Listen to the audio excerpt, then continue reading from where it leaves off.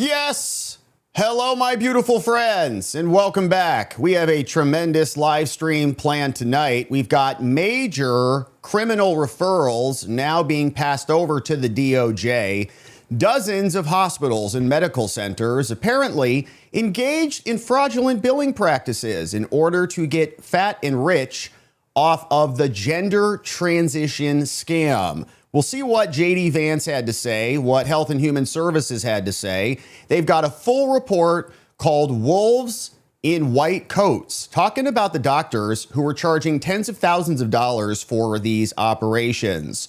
Follow the money, and you can see exactly why this was something that was spreading across the nation until very recently.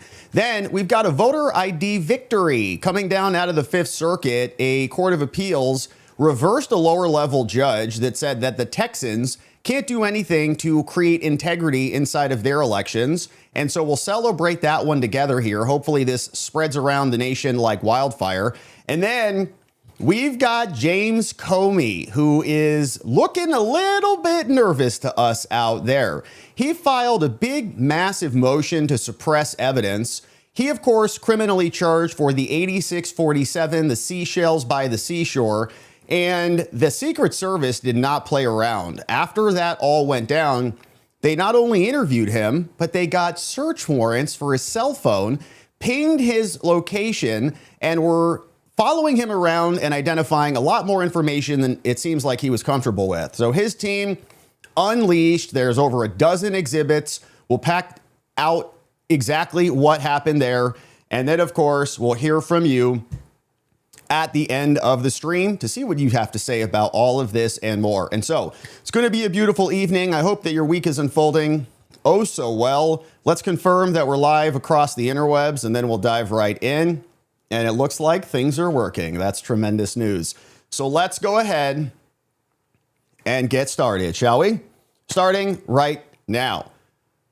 A massive criminal referral now being sent over to the Department of Justice. We see that not only did the vice president sign off on this, but so did RFK Jr. and Health and Human Services. And they've identified dozens of hospitals that have engaged, according to them, in fraudulent billing practices to charge insurance for one type of operation, when in reality, they were doing something very different. And this involves the transitions of certain individuals from one gender into another, called the lapidectomy or an addictomy, or a transgender type of effort that was very commonplace until very recently. And we'll get into the meat and potatoes here, but I wanted to show you what type of scale we're talking about. So this was one document coming out from Secretary of Health and Human Services over to the Inspector General inside HHS. And it is drafted and written by RFK Jr., as you can see down here below, signed off sincerely, Robert. And everything we just scrolled by is the list of all the hospitals that are allegedly engaged in this behavior. Dozens and dozens, about 63, 64 in total. All of them allegedly engaged in serious, massive fraud. So in this one case, they're sending it over to the Inspector General to say, you need to look into this. There are massive problems here and potential violations of federal law. The analysis that was conducted in the report that we're going to take a look at, called Wolves in White Coats, How Doctors and Hospitals Pushed and Profited from the Fraud of Gender Medicine, all getting rich off of destroying people's genitals. They were doing bad things. Now, the report identifies a defined cohort of claims that exhibit potentially anomalous billing patterns. So you go in there for strep throat and your testicles get removed, which justifies further scrutiny by the Office of the Inspector General. They bill you for the strep throat. Your genitals are now gone. Insurance companies pay out. Hospitals get rich. And then nobody is any wiser. So here's cohort A. They've got several buckets of these hospitals and medical facilities that are doing this. In the first bucket, we've got claims for puberty blockers. They call it an endocrine disorder and start handing out the pills. And there are dozens of these, including Boston. There's a Brazilian clinic, Caremark. We've got Chase Brexton, bunch of children's hospitals. We've got Dayton Children's Hospital. The list just goes on and on. All of them in on the fraud. Fraud everywhere we turn. Every day we wake up, somebody's doing something that's a scam. Walgreens, some of the biggest companies that are out there in the medical space, all listed in just the first cohort. Then we've got another category for puberty blockers. Similar claims, dozens more. Caremark Medical, more hospitals. We've got Ellsworth Municipal, Hudson Hospital, MGM LLC. The list goes on and on. Now, many of these may not make a lot of sense to you or have a lot of impact. You may not know them. I certainly don't. But there's a lot of them. Then there's Cohort C, which is about making claims for primary gender dysphoria with cross-sex hormone prescriptions, all written the same day. So you go in, you're like, oh, I feel like a lady. Like, oh, perfect. Here, take 2 of these. You'll feel beautiful. More in Cohort C and even more in Cohort D. So this is affiliates that are identified through prescriber affiliation. These affiliates appear because the prescriber billed at least 95% of their claims to the affiliate in the year of the prescription and is registered at one of its addresses. And look at all of these named: Planned Parenthood out in Ohio, Texas, South Atlantic, Florida, Parenthood of Heartland, Health Systems, Gulf Coast, and Greater New York. So given all the seriousness here, HHS, Health and Human Services, requests now that the Office of the Inspector General swiftly evaluate this referral, and it's followed up by another actual criminal referral over to the DOJ, this one being written by JD Vance. And before we see what he had to say about this, here's what they said today on X in their video release explaining exactly what's going on here. He writes, "For years now, some hospitals and healthcare providers have been subjecting children to horrific experimental treatments in service of radical gender ideologies, turning them into something that they're not. When they're minors and underage, they don't have the capabilities to make logical decisions. They've got parents, they've got so-called doctors and medical professionals who will go in and literally abuse them by permanently damaging their hormones, blocking puberty, or even worse." Now today, thanks to the Wolves in White Coats report that we'll take a look at, we know why. It's about the money, very expensive procedures involved. It turns out that convincing vulnerable children to reject their gender can create patients for life, like on a subscription program, because every month you got to be shipped some new blockers, earning hospitals tens of thousands of dollars in additional revenue per child. So the report contains deeply disturbing allegations. We'll take a look, and I encourage every American and every parent to actually read it. We'll hit the highlights. More than just pushing these procedures on kids, hospitals and providers may have been defrauding Medicaid and other private insurers by using misleading or fraudulent billing codes to get insurance to cover the cost. And then we all look around and we ask, why are healthcare costs so high? Fraud everywhere. And just like we saw back during COVID when they were trying to shill their jab to everybody so that the Moderna stock could go up and to the right and they could all get rich, sell their books, lie through their teeth about how this impacted pregnant women, salivate over themselves like Fauci did in his diaries. Now we're seeing it goes beyond that. So you ask, well, how could they say something to a pregnant woman and say it doesn't have any problems or consequences for her, and then boom, lo and behold, she has a miscarriage? It's because they don't care. And it's clearly something that's so horrific that they'll even do it to the kids, as long as it makes sure that their checks are extra fat at the end of the pay period. So here's JD. We've got RFK Jr. in tow, and this is what they had to say today. Hey everybody, this is Vice President JD Vance. I'm here with my friends and colleagues, of course, our great Health and Human Services Secretary, Robert F. Kennedy Jr., and Admiral Brian Christine, the Assistant Secretary for Health. Parents bring their children to doctors because they trust them. They trust doctors to tell them the truth, and they trust hospitals to put their children ahead of ideology and profit. But when that trust gets violated, parents deserve to have a government that will stand up for them and for their kids and do something about it. Today, the Trump administration is proud to announce we're doing exactly that. Today, HHS released Wolves in White Coats, a report examining pediatric gender medicine and insurance building across America. The findings raise serious questions about what families were told, what insurers were told, and how these procedures were built. Today, Secretary Kennedy and I referred hospitals and clinics identified by this review to the Department of Justice and the HHS Inspector General for possible violations of federal law. These allegations are crazy and they demand investigation. When children may have been harmed and families misled, it's on those of us in power to find the truth and to seek justice for kids who are harmed by these doctors. Under the previous administration, my predecessor, Richard Levine, promoted what he called gender-affirming care for minors, and there's nothing caring about that. These are sex-rejecting, mutilating, transgender procedures promoted by the Biden administration, and thanks to President Trump's leadership, we're changing course. The Wolves in White Coats report issued by my office at HHS examines a medical system that subjected children to profound interventions while serious questions remained about evidence, about informed consent, and about financial incentives. The report found more than 225 hospitals and health systems established pediatric gender programs nationwide where they preyed on vulnerable children and told families that their kids needed life-altering medical treatments, when what they really needed was compassion and counseling.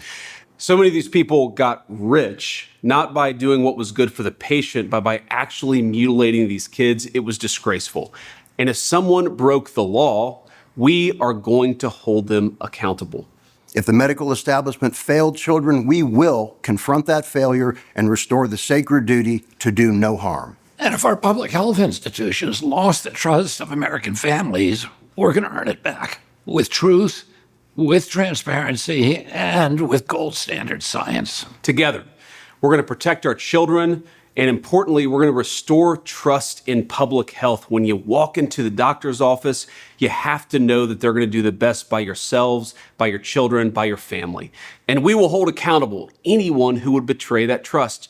We've got so many great doctors. We can't have a few bad doctors tarnish the whole lot. Thank you, everybody.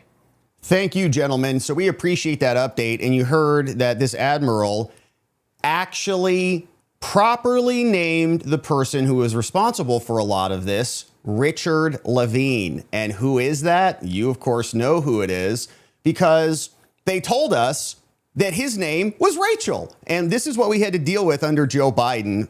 On Wikipedia's website, it's Rachel Levine. But this dude's original name was Richard. And so he came in and he said, we're just going to enable this across the board because it's something that he wanted to see spread around. So maybe that his weird perverted proclivities didn't seem so anomalous back when he was in charge. So a lot has changed since this guy was running things. And we're happy to see a criminal referral now for the people who engaged in this. And they knew what they were doing. They knew that this was all about the cash, and they would sit there and tell parents lying through their white coats, what do you want? A girl child or a dead child? Your boy wants to be a girl, so we need to stop his puberty. And you can either have a female or a dead baby. And you go, oh gosh, I mean, I'm a parent. I don't know. I didn't go to medical school. I don't know what the hell's going on here.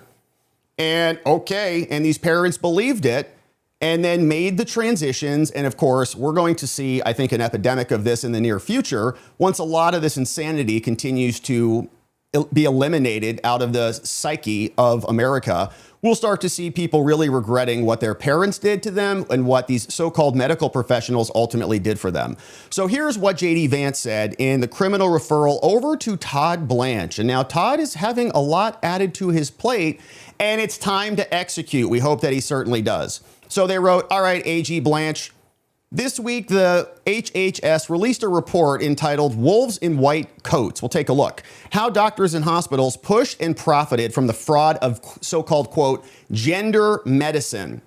That documents disturbing and possibly criminal practices by hospitals and healthcare providers in the so-called pediatric gender programs for kids. For years, providers across the country have subjected children to experimental sex-rejecting procedures despite an alarming lack of evidence for the safety and the efficacy of these interventions. The report sheds light on two important details about this shameful exploitation of kids.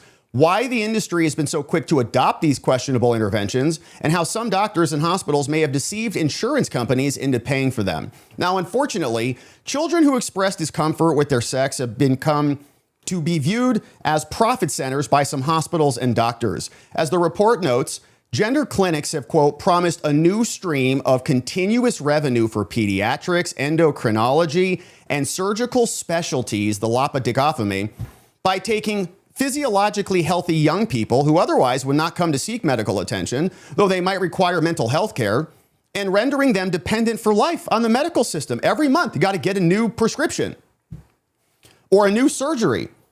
A vulnerable child, in other words, becomes, quote, a captive patient for life. And indeed, while the average healthcare spending for a child under the age of 18 is about $3,000, a patient who begins transitioning as a minor can expect to pay $25,000 to $75,000 even without the surgeries.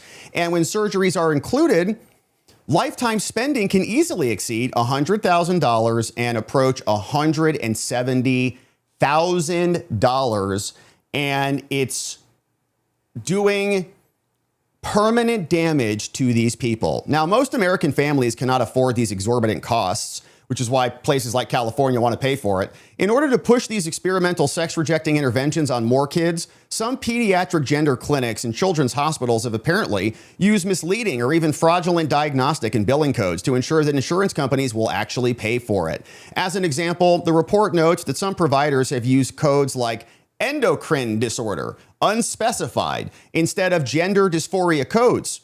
One study showed that only about 4.7% of patients diagnosed with endocrine disorder actually had that condition. And another notes that a 30% increase in the number of endocrine disorder diagnoses, despite it being unlikely that there has been a substantial increase in those things. So it's being identified a lot more, but not really actually manifesting itself as an ailment in a human. So this miscoding has allowed hospitals to bill insurance companies tens of millions of dollars for medications like puberty-blocking drugs, and the report includes heartbreaking stories of the consequences of this. When the federal government turns a blind eye to it or puts in Richard, who thinks he's Rachel, in there to create this as a policy. Widespread chemical and surgical mutilation of America's kids. In one instance, a homeless child was taken in by an LGBTQ youth center that pushed cross-sex hormones on her. After years of injecting herself with the medication poison, acquired initially via a mobile app that facilitated a brief 15-minute doctor's appointment for the prescription, her voice grew deeper, she lost her menstrual cycle. But as her own body changed, she began to reflect on her experience at the youth center and what she witnessed there. Children, some as young as 6 years old, 6, began the process of transforming their bodies. She knew it wasn't right, so she spoke out and she sought help. By detransitioning, she lost all of her friends because she, of course, betrayed them. She became homeless again and is today struggling to find the medical help that she needs. The Trump administration cannot and will not allow horror stories like this one to continue. So today, I'm referring this report and the allegations it contains to the DOJ to determine whether the providers identified have violated federal law, regulations, or other policies, including federal Food, Drug, and Cosmetic Act crimes, false claims, federal fraud, and conspiracy laws. When providers miscode treatment in order to ensure that insurance coverage pays for gender transitions that insurance otherwise wouldn't cover, they should be held accountable. And if they have done so intentionally, thereby perpetrating a fraud on Medicaid or private insurers, they should go to prison. It's child abuse. To transition a 6-year-old has a bad day, wakes up crying about something, and the caretakers, the parents or whomever, the LGBTQ sanctuaries, they come out and they say, oh, well, we know why you're so upset there, because you're a girl. Rather than allow the proliferation of harmful sex-rejecting procedures on our kids, we must send a clear message that any hospitals and providers that have participated in these practices will face justice, courtesy of J.D. Vance. And so the full report came down. You can see here's the executive summary of it. It is a big report. It's about 60-something pages long. So we'll take a look at it. But here's more details. And it's a lot of cash. In the 2010s, financial incentives contributed to the rapid expansion of gender clinics. creating long-term revenue opportunities for these medical establishments, just like COVID, just like they want the jab now to be intertwined with the flu shot. So every year, get a booster. Here, it costs more money, and they just hand it out. Unlike most pediatric services, which usually involve short-term care, in these, children receiving puberty blockers, cross-sex hormones, surgeries, and others may have repeated follow-up visits well into adulthood, making them captive clients. Now, all payer claims and cost data indicate that $120 million in charges for sex-rejecting procedures have been assessed since 2019. More than 5,500 surgical procedures, genital mutilation, and 8,500 courses of hormones and puberty blockers. The analysis, and I'm sure it's much higher than this, probably exponentially. The analysis concludes that these continuing interventions have created financially valuable patient populations. Look at how much it costs. $545 for androgens, $735 for estrogens, $16,000 for a more costly puberty blocker called GnRH. Surgical interventions like mastectomies, mammoplasties, and phalloplasties, so we've got laparoscopies in there, can range from $12,000 to $130,000 as they castrate our kids. Now, an analysis of the data also says that some providers may have used fake diagnosis codes that did not accurately reflect the underlying condition so that the insurance providers would actually pay for it. One of the codes is ICD-10 code E34.9. And they would say that's an endocrine disorder, or they're in precocious puberty. And that was massive. Between 2015 and 2025, over 10 years, public and private insurance was billed $50 million for puberty blocking drugs in patients aged 9 to 17 for these types of claims. During that same time frame, nearly 11 million was billed for puberty blockers, including Medicaid and Medicare. Hundreds of patients between the ages of 13 and 17. You won't even give a 13-year-old or a 9-year-old a driver's license. You won't let them go buy alcohol, but you'll give them puberty blocking drugs so that their bodies will be permanently damaged. It's literally insane. By definition, anyone 13 or older cannot have a diagnosis of precocious puberty and should not be given these, but they were. Now, the Biden administration, particularly HHS under Javier Becerra, who now wants to govern California, where this is a common practice out there, and Admiral Levine, notice they didn't put in there Richard or Rachel, just Admiral, we'll just leave that off, it's Richard, contributed to the expansion and the normalization of these interventions. They created and passed non-discrimination policies, insurance requirements, agency guidance, litigation positions, so they'll sue, federal employee benefits, and other federal programs. And there are some states that actually want to pay for this. We remember, didn't Kamala Harris come under a lot of scrutiny for saying that they would pay for illegal aliens to get transitioned on the taxpayer dime? Now, organizations like the World Professional Association for Transgender Health, the Endocrine Society, and the American Psychological Association, the American Academy of Pediatrics all contributed to this. They needed a new medical care vertical with recurring subscriptions, saying they created a professional network, undercut their own evidence base, and these became increasingly accepted. And you were like a bad person. You were a bigot if you said, no, maybe you shouldn't do that to a 9-year-old. Maybe he's just going through a bad time, or he's got, depression or trauma or anxiety and doesn't actually want his genitals removed, while opposing other clinical perspectives, uncertainties, and potential risks that caused irreversible damage. Now, 8 firsthand testimonies from patients and parents illustrate the weakness in these clinical safeguards and the informed consent processes. 15 minutes on a phone call, and boom, the pills are delivered to your door. Saying that common themes include distress that's related to a child's sex and rapid medical interventions. And a big part of me wonders, if this wasn't even a possibility for a child, right? If a child wasn't already incubated and perverted by whoever's taking care of that child, would this even go into their brain? Like when I was coming up, I had bad days, obviously. Like I'm in high school, I'm in middle school, I'm like, nobody likes me, I'm depressed, I got, bullied or something, right? Something goes on and you have a bad day. Never in my mind was I was like, well, that's maybe because I'm a girl. But now it's like an option, and they just seed that into the youth at young ages and then encourage that transition. Whereas it's just life in many instances, and you got to take care of your kids. You don't just come up with a solution that results in this. Saying that they would then just now have limited discussion, start irreversible damage, pressure would be placed on the parents, you better approve this or your kid's going to kill themselves. And then, of course, there would be major problems that resulted. So these testimonies underscore the imbalance between healthcare and the medical transition community and more. So the expansion of all of this resulted from an interaction between financial incentives, illegal billing practices potentially, ideological efforts, and professional influences, federal policy, inadequate oversight. And so the medical establishment and the government failed innocent children.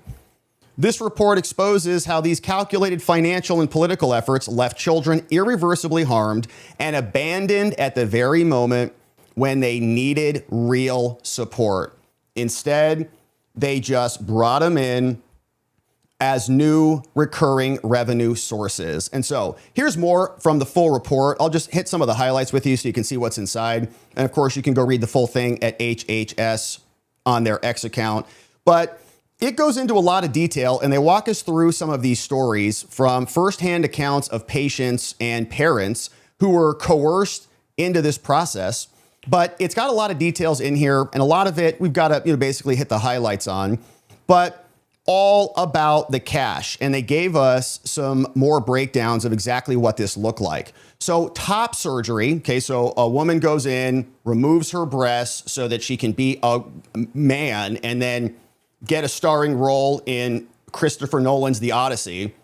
You want to do that? The health plan paid cost is $12,600 to go in there and remove it. If you want a mammoplasty, that costs insurance almost $18,000, $17,500, with another $1,200 out of pocket. Bottom surgeries, vaginoplasties for males and phalloplasties for females, aka the addictomy procedure or the laparotomy procedure, are more complex, and those take multiple episodes because it's a lot to remove or add. Average total cost for each person is $53,000 for a vaginoplasty and $133,000 to addictomy. So these represent the mean health paid amounts. There's a lot more that comes in. There's revisions and complications and loss of sensation, and people are permanently damaged and traumatized. The whole thing is sick. It's like out of a horror show. But the lifetime economic footprint continues to accelerate. $25,000 to $75,000 over a lifetime. They're going to have a lot of saving eggs, preserving sperm, voice therapy, hair removal, laser interventions, and more as they maintain the facade. So these healthcare companies had this practice where they would bill and hide what was actually happening. And there's already a real strong profit incentive here. They say there's razor thin pediatric margins already. So they need to go get a new area of growth. Endocrinology and surgery do it on volume and prestige. And so they really wanted to create a reliable revenue line by just trafficking kids in there to destroy them. So in summary, these were revenue boosters, and the financial architecture helps explain exactly why this was proliferating so quickly, because it was ideologically excused. And I think there's a lot of perverts who want to see this happen. And they have created a cover story, which is we're saving their lives so they feel good about themselves. Then they create a tribe. And of course, this type of group, this constituency, needs to convert people in order to grow and to procreate. This is like their procreation methodology. They've got to go find people to convert them into this lifestyle. And if they don't, then eventually they're all going to die. So, eventually we all die. So it's a recruitment process, and they show us how the codes were ultimately being perverted. So here are some other codes for gender dysphoria. And I seem to remember that, some time ago, this wasn't even in the manual, the DSM. It was just not articulated as an actual condition. Now they've added it and it's become status quo for many practices. So dual role transvestism, gender identity disorder of childhood, other disorders, and personal history of sex reassignment. So they would then label them incorrectly. The law says you got to use the right codes, and unspecified codes should actually be reported. But it appears that healthcare providers are misusing the code. There was a 2016 study where they would say that they would use proxy diagnosis codes and just substitute them in for actual gender dysphoria, which has its own diagnosis and its own code. But they wouldn't have the insurance companies pay hundreds of thousands of dollars for this, so they would just find an alternative exploit. Another study from 2023 identified patients who were gender expansive, and they again called it an unspecified endocrine disorder. So they conducted their own analysis from 2015 to 2025, finding $50 million in puberty blocking drugs for 9-year-olds all the way up to 17-year-olds. And the charts show us the total numbers right here. 47 million here, various claims. They would say constitutional tall stature. You're too tall. So we're going to limit that down. Here you've got ectopic hormone secretion, constitutional short stature. So we're going to pump you up with some male hormones. And all of it was just being faked. So you can see here's how the diagnoses went up and down right in the middle of this insanity land under Joe Biden from 2021 to 2004, where Richard was in charge. And then reimbursements went up and up and up through 2024. Hopefully those are all coming crashing back down now. We've got the government paying for a lot of this, reimbursing these insurance companies and providers up to $11 million, probably significantly more than that. And they stood up all the entities, all of these agencies. The World Association of Transgender Health, they have slideshows, PowerPoints, where they would explain how to get it done. Insurance coverage and coding considerations in gender affirming care. Oh, just label it one of these things like hypergonadism. And then they'll just prescribe you whatever you want. Bill insurance, walking them through how to scam the system ultimately. There were also other blogs. There was a blog of a person who wrote Confessions of a Pediatric Practice Management Consultant. He had a post saying that he's worked with organizations that advised how to do this and more. So these groups, these advocacy organizations would actually promote these billing practices to show you how to commit these scams. And now they've been identified dozens and dozens of medical centers. Now we've also got whistleblowers. One person reported, Civag, saying, I saw how the hospital had also misdiagnosed patients for the purpose of justifying the treatments. They would label a biological male with an estrogen deficiency in order to justify the prescription of estrogen, to turn him into a so-called female. They would label a biological female with a testosterone deficiency, then pump her up full of T, and then make that all legitimate and get reimbursed by the insurance companies. Ken Paxton has been fighting this for a long time, and they walk us through some of that. But as these cases confirm, Congress, state legislators, and executive branch officials have tools that are needed and already in their possession to go and fix this. If suspicious coding or billing is identified, states should follow federal regulations and identify the fraud and go prosecute them. So it continues on. And when you advance down here a little bit, you'll see that there is horror story after horror story on exactly how this went down. Trump, of course, came in and reversed course. Prior to that, Biden and Rachel and Javier, they were the ones out here expanding it. In June 2021, there was an executive order that directed federal agencies to provide federal employees with comprehensive gender affirming care. Okay, so now part of a government worker's health plan is laparoscopy if they want one. The Office of Personnel Management directed employees and the carriers to cover these procedures: hormone therapy, genital surgeries, breast surgeries, facial gender affirming surgeries to get rid of your Adam's apple. And of course, Trump came in and nuked that, said, we're not doing this insanity anymore. So he came in, reversed all of it. HHS rescinded its May 2021 notification. We're not playing this disgusting, demonic, horrific game anymore. Also hosted workshops on the dangers of these types of procedures. Issued guidance for whistleblowers. If you see something, say something about this. And under Trump's direction, we're now taking action to stop all of this from happening. But the elite class, the perverts who want to see a lot more of this, were increasing their efforts. They say, take the Endocrine Society. They wrote their own guidelines and listed 10 authors. And the guidelines talked about relaxing the standards to get these hormones into the hands of these people. There's also the Human Rights Campaign, a prominent LGBT advocacy organization. They partnered with the AAP to create guidelines for families with transgender kids. A modification of this guideline was created by a guy called Jason Rafferty to craft a policy statement. They've got 67,000 members over there. And yeah, just horrific things happening. So a bunch of these people here have now articulated what went down. Let's just take one example. Sydney Avalos. She thought that identifying as a transgender would let her escape womanhood. She started puberty at age 9, didn't know what was happening. The rapid changes to her body made her feel monstrous.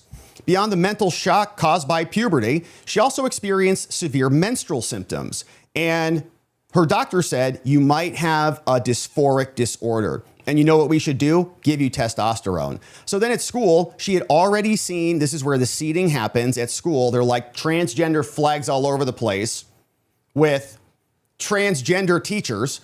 Had already seen news clips discussing this. This planted a seed, exactly, leading Sydney to believe that she could escape her female body, so she thought, let's go all in. Then at 14 years old, she went and found a lunatic called Karen Sutherland, a sex-rejecting therapist. They had a series of appointments. Sutherland did not question her professed transgender identity. Instead, she simply reviewed her story, referred her over to a hospital where she'd get pumped full of hormones. She gave Sydney a packet that listed some side effects, but failed to mention others. The practitioners told her the side effects would not deter her from starting testosterone. They also did not address how her medical history or family history or heart disease or any of these other things could implicate her. Now, because Sydney was leaving the state for her appointments, her insurance would not cover the cost, $1,000 a visit. Nice for that so-called therapist. She paid out of pocket with money that she saved from her job, got financial help from mom. Because of the cost, she then transferred to an LGBTQ plus clinic system in Chicago. The doctors there referred her to another guy, a guy called Daniel Medley, scumbag, for a double mastectomy with a $10,000 price tag, who will go lop the breasts off of a 14-year-old if you pay him enough. And at 18, okay, so he waits till she's 18, then removes her breasts, cuts them right off. She's like, perfect. After the anesthesia wore off, she struggled to use the bathroom and was severely constipated. Soon the side effects from the cross-sex hormones began piling up. She developed subclinical hypothyroidism and had to start taking the thyroid hormone called Levothyroxine. She also developed a high red blood cell count. Her doctors recommended stop testosterone, undergo therapeutic blood draws so we can get your red blood count down. And she had developed other things. She had seizures, and her only option was then going off of testosterone. Meanwhile, thoughts about her quickly unraveling gender ideology consumed her. She tried to navigate what was real and a lie. She had spent years and thousands of dollars to appear more masculine, but deep down, she knows she's a woman. She then decided to quit testosterone cold turkey, but her symptoms didn't disappear overnight. Fortunately, her menstrual cycle returned, but this meant months of symptoms. She got on birth control. She knew it was a short-term solution. She also needs thyroid medication. Now she still struggles with the actual care. And no medical professional to whom Sydney has spoken knows how to help her. This is all uncharted. She got abused by so-called doctors, and now, after the damage is done, they're not willing to help. So after all the time and money she invested, she's left with regret and unalterable consequences and more. And this goes on, story after story. Happened to poor Rosemarie, another LGBTQ youth center, to come in here and just change them on over. Went over there, wanted to have her breasts removed, turned 18. Boom, started the transition. Clementine. She was 12 when she first got injected with the concept of gender dysphoria in order to start the brainwashing at age of 12. This result led to gender ideology transitions, goes to the Los Angeles hospital, tells her parents, I'm 100% trans, and I'm going to kill myself if you don't let me transition. So then at age 13, boom, throws her on testosterone. Then, and by 14, okay, so the other gal waited until 18. She was 14 and they removed her breasts in a double mastectomy. She states that no comprehensive evaluation of sexual abuse was conducted. Nothing happened. They just lopped them off. Her testosterone dosage was then doubled up to 70 milligrams weekly. And she then began self-harming right after surgery, which I thought was supposed to fix that and prevent that. So now she has been detransitioning. Thank God. Now, when she began stating plainly that she was a woman, all of the providers became hesitant and evasive. Her former doctors learned she was detransitioning. They ceased responding to emails and calls because now they know she's going to wise up to exactly what they've done to her. Another one, Layla Jane, 11 years old, uncomfortable. Puberty's uncomfortable. And I would say especially for a female based on what they have to go through. So they put her on testosterone age 12, give her body hair, deepen her voice, again, breasts removed, filed a lawsuit, searched online for former doctors and saw other people are suing these doctors, but she couldn't do that. So the statute of limitations had already began, so she's got no legal recourse at all either, and never got a hearing before a jury. No public record was ever created. Now she's in her 20s. She cannot undo her surgery. She lives with joint pain, urinary dysfunction, daily nerve damage, chronic pain, missed out on all of her teenage experiences, and now can't do anything about it. Another one. This guy said he was a female at 14 years old, or Christy, or her middle son, Thomas. So it's like two transgenders in that household. Damage had already been done. Now this person's contemplating suicide. Another one and another one.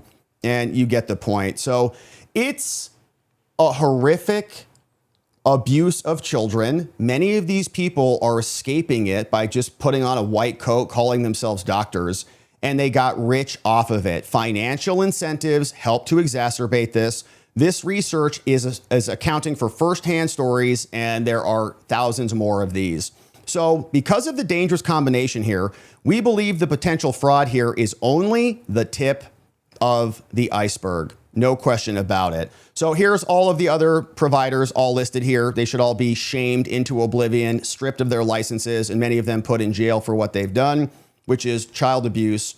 And so fortunately, this is now going over to the DOJ, and there better be consequences for this, because if you can't protect your kids, if the medical establishment is exploiting them, then what good is the government really? If they can't handle child abuse that's open on its face, where they have scheduled appointments where they're doing these horrific things to minors, then can they really do anything? So hopefully Todd Blanche is on this. Looks like they're now getting referrals from the White House, which is good news.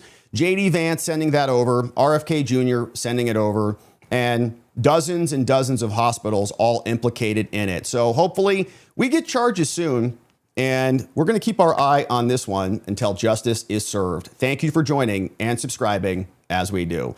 All right, so need like a shower after that one, because it's just disgusting, the evil that you're dealing with these so-called doctors. But we do have some very good news on this one. Massive victory on election integrity coming out of the great state of Texas. We see the Fifth Circuit Court of Appeals just reversed and slapped down a lower judge who was impeding the actual implementation of new rules in local elections. And this had to work its way up, going all the way back to 2021, but now we've got a win. You see, this was coming out of the Fifth Circuit, and the plaintiffs here were these leftist groups who hate election integrity, including this one that is titled in Spanish, La Unión del Pueblo Entero, because they can't even write their hack activist group names in English. Southwest Voter Registration Education Project, the Mexican American Bar Association. Why do certain ethnicities have such a problem with any election integrity reform? Weird, isn't it? Texas Hispanics for Political Education, Jolt Action, others, the William Velasquez Institute, File Houston, and the Baptist Church, and Texas Impact and James Lewin. They all sued Greg Abbott and the Republican Party and the local government, saying You can't fix your elections. Now they lose. And here's what went down. So here is a decision. It was originally decided at the lower district court in the Western District, but the Court of Appeals now says the following. Now listen, it has been long established that mail-in ballots are prone to fraud. Yes, true. That is why voting by mail jeopardizes election integrity and democracy itself. And they're referencing another Southern District of Texas case from 2014 called VC versus Perry, where they're quoting it, saying mail-in ballots are not secure. That's why they love them so much. Now, in 2021, the Texas legislature enacted the Election Protection Integrity Act of 2021. This was known as Texas Senate Bill 1. We had a disastrous 2020 election. Many states passed reforms, and they were all blocked in large part across the nation. The law in Texas imposed new security measures on a host of voting practices, including on mail-in ballots and ballot harvesting, which were perverted back in 2020 under the pretenses of COVID. Pandemic hit, emergency orders all over the nation. We had leftist groups who would sue. Judges would say, well, this is an emergency, so we have to change everything. And there'd be settlement agreements, or judges would just, via their judicial power, make the changes and say, yes, you can go do this thing because we have to enfranchise voters. And so we're going to bypass the state legislatures that actually have authority to make these changes and make them ourselves. Now, as so often happens in modern America, writes the Court of Appeals, a federal district judge then countermanded the legislature with sweeping facial injunctions in a judicial coup. We have been staying, vacating, and reversing those injunctions ever since. We did this one here in 2023. We did this one here in 2025. We did another one with La Union del Pueblo Entero in April 2025. Another one in this case in 2025, reversing. This whole paragraph is reversing. Granting a stay, pending an appeal, reversing an order, issuing the permanent injunction. The lower level activist judge cannot do these things, but they continue to do it because our Supreme Court, John Roberts and Amy Coney Barrett and the rest of them won't step in to get these lower level judges in line. Now, the court gives us a footnote saying that little list that we just saw doesn't even tell the full story. Across the appeals from this consolidated lawsuit, we have reversed the lower judge on everything from denials of motion to intervene, to denials of legislative privilege, to denials of motions to dismiss on sovereign immunity. Reversed. We have to get them in order.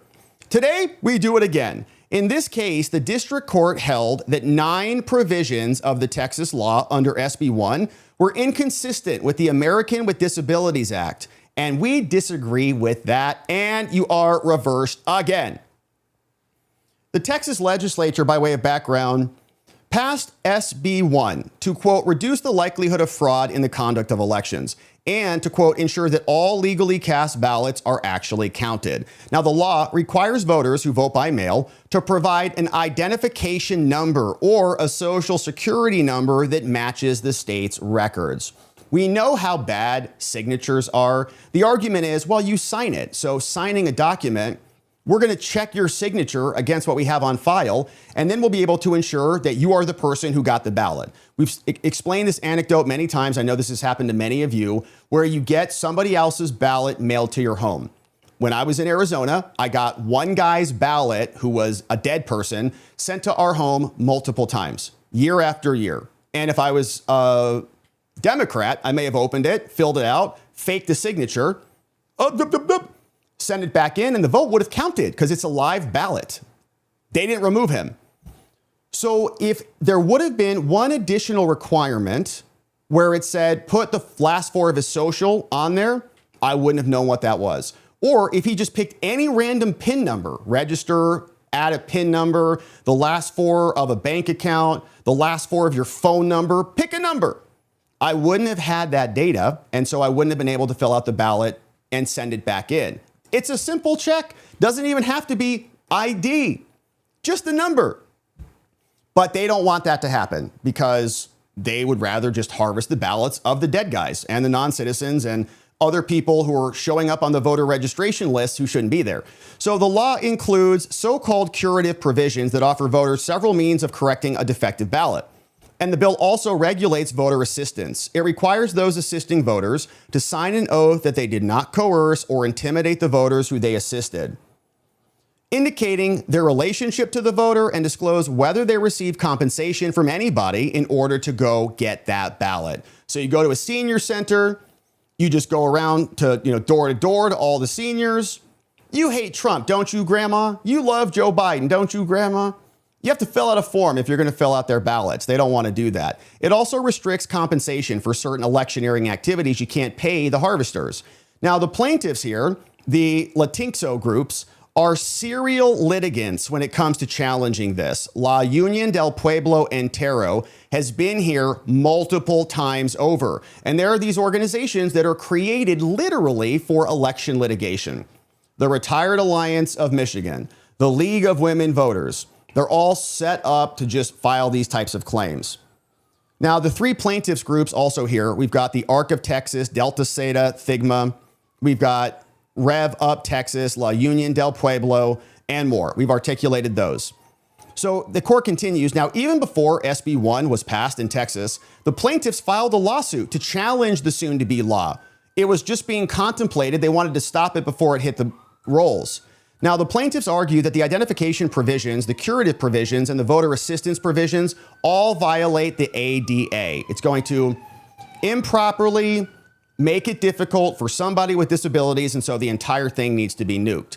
So following the bench trial, the lower level court permanently enjoined Texas, the Secretary of State, from implementing this reform and banned local officials from enforcing 9 provisions of the new duly passed and signed bill. So we address this all one at a time. The identification provisions, the voter assistance provisions, so what needs to go on the ballot, the voter assistance provisions, do you have to fill out an affidavit saying I didn't force this person to sign this way, and compensation. Can they prohibit paying people to go and do this work? Now, the plaintiff's challenge to the identification provisions fails. You lose. Why? Dun, dun, dun, dun. No standing. Oh. You don't even have a right to sue. To establish standing, these groups must show an injury that's actually traceable back to the conduct. If we pass this bill, how are you hurt? And did we hurt you? And can the court fix that harm? So the plaintiffs here in this case may establish standing by showing they can sue on behalf of their members or sue in their own right. How are your members harmed? How are you harmed? If you can show that, one way or another, you'll have standing. But they can't, and they lose, and they fail under both theories. Here's why. If you want to sue on behalf of your members, you got to point to an injury.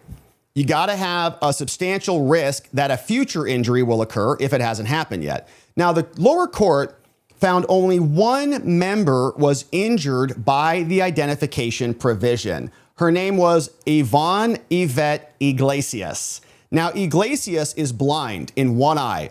And this is the same pattern that we see repeatedly. They go find one sympathetic plaintiff. Doesn't matter how sympathetic they are. We're seeing the same thing in the ballroom construction case. There's one lunatic lady who likes to go on walks around Washington, D.C., and she says the ballroom is going to offend her architectural sensibilities. And so she sued, and the court says, well, that's a valid reason. So the whole operation is blocked. She has more power than the president now because she doesn't like how it's going to look. Same thing in other election lawsuits where you've got Mark Elias groups who are suing saying one college student is going to be so dumb that they can't figure out how to navigate the new rules. And so therefore everything needs to be invalidated. And federal judges say, I agree. So Iglesias is blind in one eye and has paraplegia and diabetes. So she's got a working eye. She had applied to vote by mail in 2022 and the general election, and her applications were rejected because she failed to include an ID number. Well, that's her problem. And her curative attempts were unsuccessful because she still did not include an ID number. That's the law. The new law was passed in 21. So Iglesias, you have to comply. So the record does not support a substantial risk that Iglesias will suffer a future injury. She testified that since she has learned more about the requirements and the options available to cure this, now I know how it works. And she agreed in the testimony that her newfound knowledge makes her, quote, better able to successfully apply for a mail-in ballot and vote by mail. Insane. So it's not even a problem for her. But this lawsuit was litigated for 5 years. Had to go up and down, up and down, up and down, reverse, reverse. Nor can the plaintiff organizations identify any other member who faces another substantial risk of harm because of ID. They brought someone else called Terry Saltzman. She's legally blind, 2 bad eyes. She said that her mail-in application was rejected during the March 22 primary and that her blindness caused difficulty in using the online ballot tracker to cure her application. But her struggles were quickly resolved. She voted then in 2022 without any incident. Turned on the accessibility features, updated the website, it's fine. Similarly, another person called Stella Guerrero Mata has limited vision. Her mail-in ballot was rejected because she forgot to put her ID number on the carrier envelope. And she put the correct info, though, on her application for a mail-in ballot. So put the ID number there, but not on the ballot, and is now aware that the carrier envelopes contain a space for her ID number in future elections. So none of these members have shown a substantial risk for disenfranchisement at all. So finding no member with a threat to future injury, the lower level judge didn't care. Turned to local election officials' concerns that voters would continue to face problems in future elections. So leftist election people said, well, since it's happened to them, this could be a problem. So therefore, it adds an additional layer of friction. They want mass voter enfranchisement. They'd rather you just be able to just go, get a ballot out of a vending machine and turn it in. The district court credited their testimony. So election officials who didn't actually have any harm themselves, they said, well, elderly voters, because senior citizens can't figure out how to write a number down, voters with disabilities and voters newly eligible to vote by mail are likely to be confused by the new requirement. And their confusion means no election reform at all. And they're likely to have their ballots rejected in future elections. And by the way, I'm in favor of that. I don't want voters to be disenfranchised generally. But if you can't follow the rules to get your ballot in, why should it count? It shouldn't. There's a threshold that you have to surpass in order to justify accepting it. And if you can't even reach that threshold, maybe that's a good indicator that your vote shouldn't be submitted. We should have voters who are engaged enough to know what the rules are and capable and competent enough to comply with the rules. Even the blind people could figure it out. But the evidence since SB 1's enactment says otherwise, saying none of that's true. The election officials were all just crying about nothing. The number of mail-in application or mail-in ballot rejections caused by missing or mismatched ID numbers dropped from 11 or 12% down to 2.7% in just 8 months. And officials testified that the numbers will continue to decline because the Texas ID database will continue to get more robust and voters will get used to the new procedures. That's far from the substantial risk of injury that the lower level judge prophesized, speculated, made up because they hate the rule.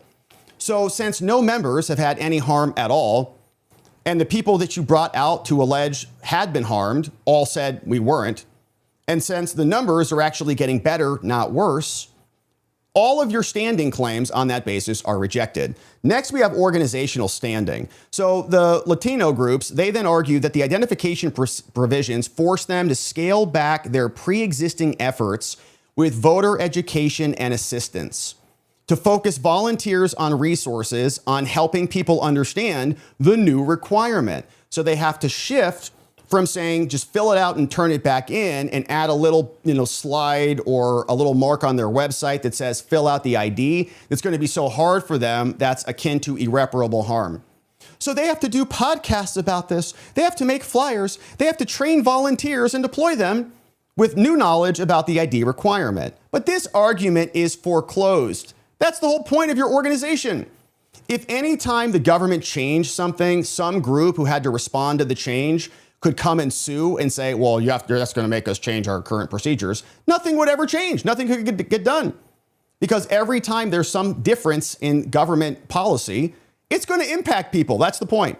So he writes, in Alliance for Hippocratic Medicine, the Supreme Court already held that an organization's diversion of resources in response to a change doesn't create standing. Bunch of cases here in multiple locations. Fifth Circuit right here, Fifth Circuit 26, 25, U.S. Supreme Court 2024. Same conversation happening here. Now, they fare no better with respect to the voter assistance provisions. This court has already rejected the exact same standing arguments from the exact same plaintiffs on the exact same record. These judges are getting irritated. So the arguments are thus foreclosed. Okay, we already told you this 15 times. The plaintiffs responded that Lupe, another case, is distinguishable because it arose under the Voting Rights Act, not the other provisions that we're arguing about here. They say that the rights protected by the latter statutes are broader, and so the standard that they must show here to meet an imminent threat of harm is more elastic. But the court says no. The Lupe court's logic did not depend on the underlying cause of action, changing the statute. So it sounds like they're just suing under various different claims. Sue, lose. All right, we're going to find another law. How about the 88 this time? All right, sue under that one. And they say it doesn't matter. The panel rested its conclusion on the fact that the plaintiffs self-selected out of volunteering based on a non-existent threat of prosecution. And that is speculative fear. That's not an injury that creates traceability back to the people who are the subject of this litigation. And finally, the plaintiff's challenge to the compensation provision fails as well. First, as to all defendants, save the local prosecutors, the plaintiffs cannot establish standing. And as to the local prosecutors, their claims fail on the merits, right? The idea being, if you're perhaps getting paid to do this and you're not disclosing it, or you're violating the law that says you can't get paid, maybe the prosecutors will charge you. Now, their lack of standing is evident when it comes to local election officials, the Attorney General, and the Secretary of State. They say that their injuries come based on the fact that they could be prosecuted. If somebody gets paid to electioneer, they say we could go to jail. Now, local prosecutors, not local election officials, they're the ones who would bring this harm that you allege is a reality. They're the ones who would charge you. So any potential injury is not the result of SB 1, it's the result of local DAs. And similarly, the AG lacks the ability to compel or constrain local officials to enforce these electioneering laws, and the AG cannot bring his own proceedings to prosecute these people anyways. So any injuries cannot go back to the secretary, cannot go back to the election officials, they can't charge you. So how about the Secretary of State then? Their injuries can't go trace back to the secretary because she, again, plays zero role in enforcing the compensation provisions. She's not prosecuting anybody, so we can't block her because she can't do it. The secretary is not empowered to institute criminal or civil prosecutions. She can refer these things over to the AG, but the AG has no independent powers to prosecute these either. So obviously the secretary cannot enforce a criminal provision by referring conduct to another official who also can't enforce a criminal provision. Now they say, well, she is the chief election officer, but that argument proves to be too much. It's true, we have permitted challenges to SB 1's ID provisions under the Voting Rights Act, but it's also true the secretary cannot be sued simply because they want a court to rewrite Texas election code, particularly when the secretary has literally nothing to do with the challenge provisions. That is why we've previously held that the secretary lacks a connection to the enforcement compensation provisions because she can't prosecute. She can't enforce these things, and so your injuries cannot be traced back to her and you lose again. Finally, we're also bound by Lupe, another case, to hold that the plaintiffs have standing to seek an injunction preventing local prosecutors from enforcing the compensation provisions. We have to at least consider it.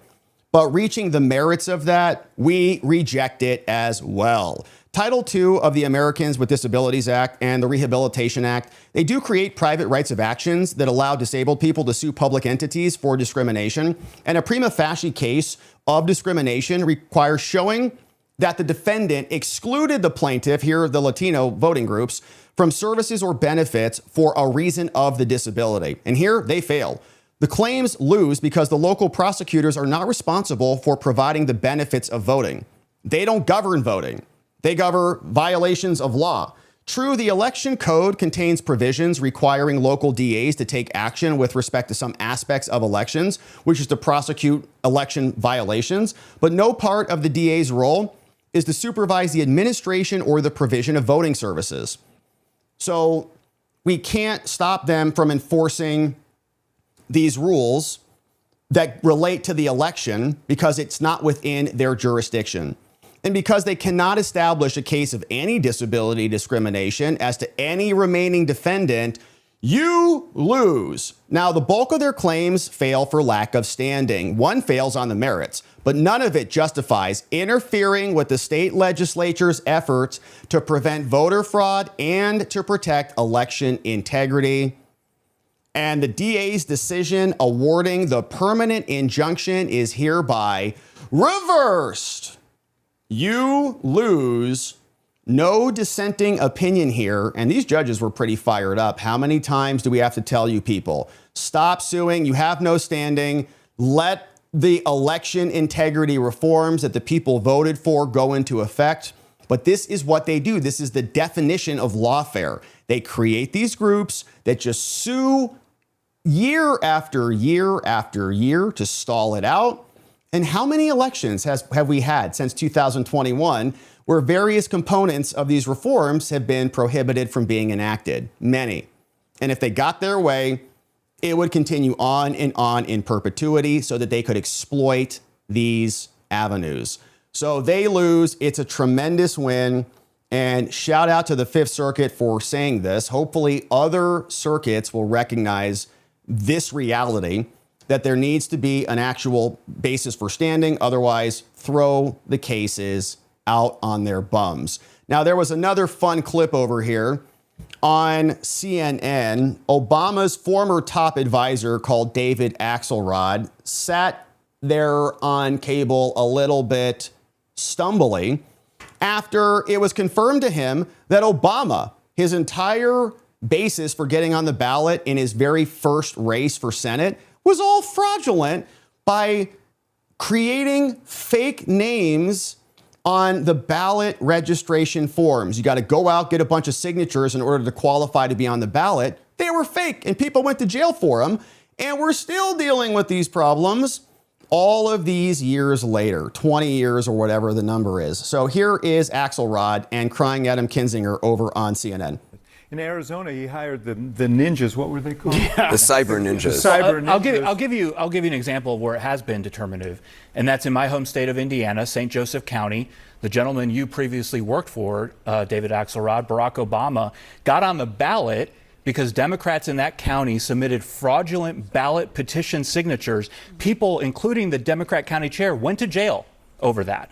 Barack Obama should not have been on the primary ballot in the state of Indiana. But that's not a voting. That's not a But voting it's still, issue. Like that's something. Well, it is a voting Indiana issue should because deal with. he was on the ballot and That's people not could a vote Save for him, and he America shouldn't Act have been. issue, though. That's not a, they're stealing the elections. Illegals are voting. That's an Indiana issue because Indiana is the one that determines who's on their ballots. How did that get determined?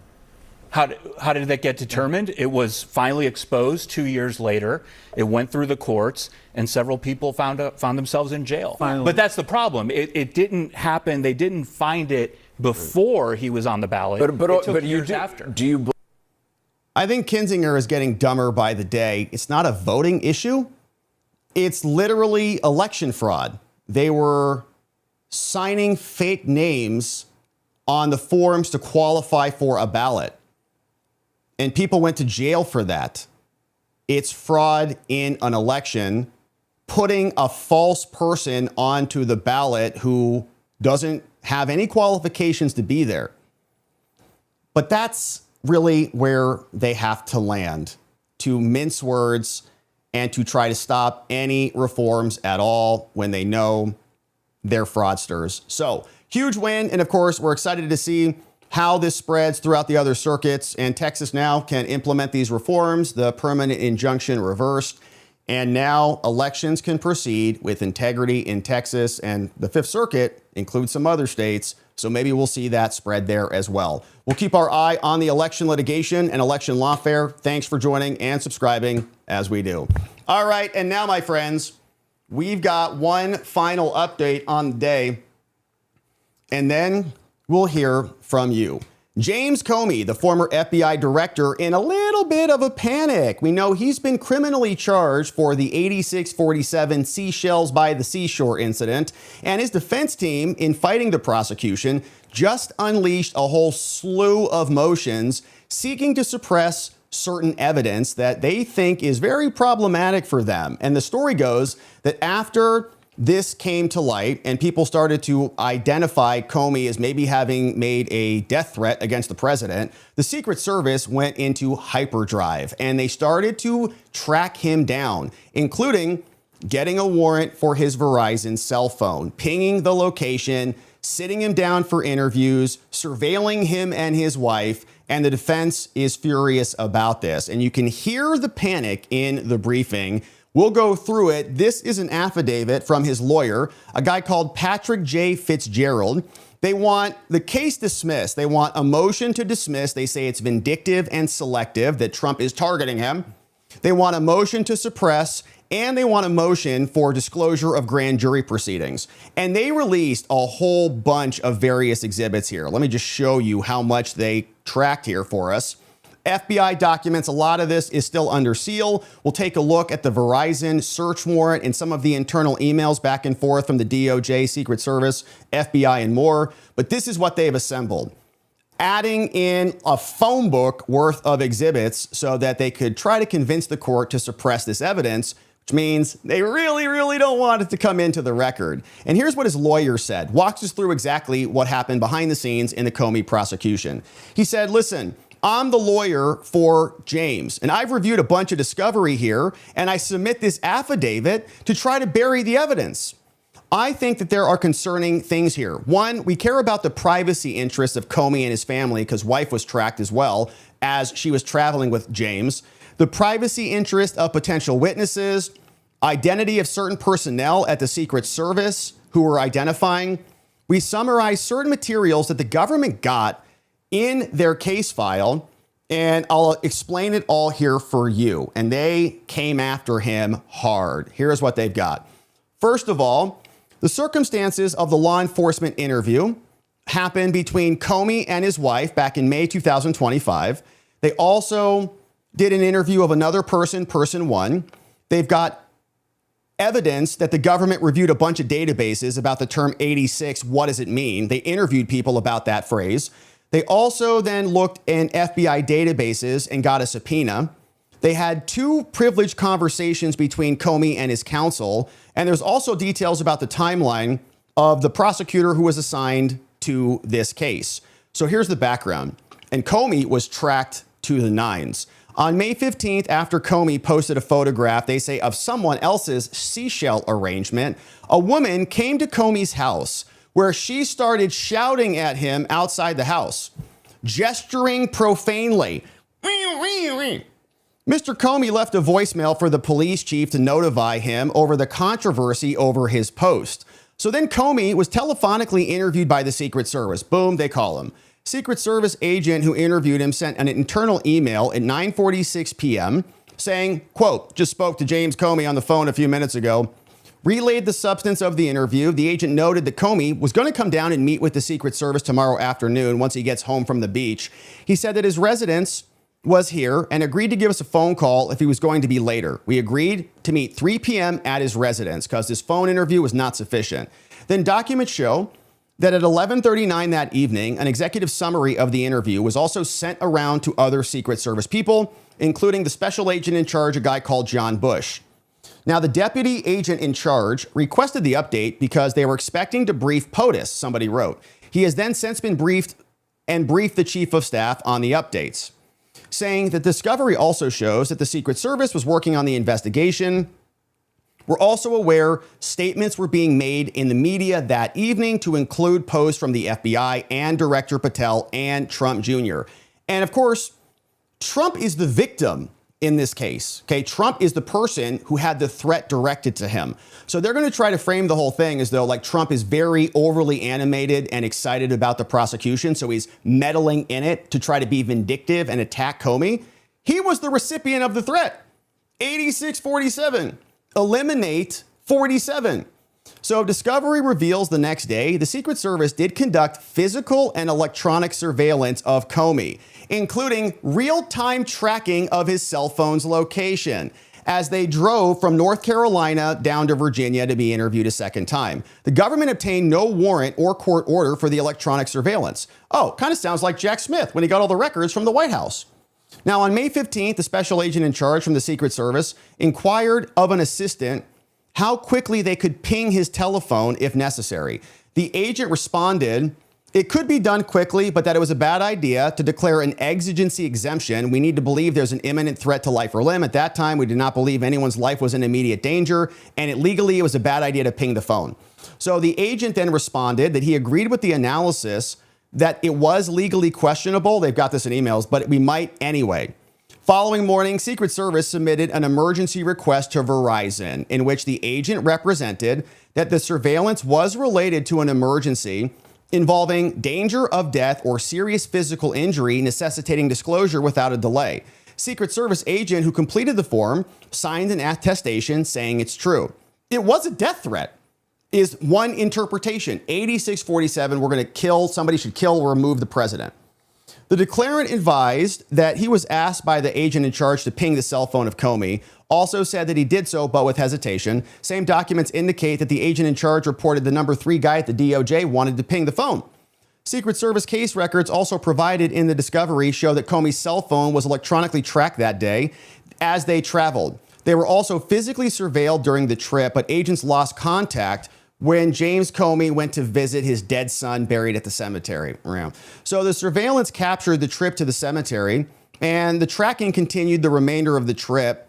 Then physical surveillance resumed as well. Now, because this is a private thing, we have not attached the exhibits, but we'll file them under seal. So once he came home, Comey was then transported to Secret Service headquarters in D.C. to be interviewed. Prior to the interview, multiple Secret Service documents said that Trump wanted a summary of the interview when available because he's the victim of the threat.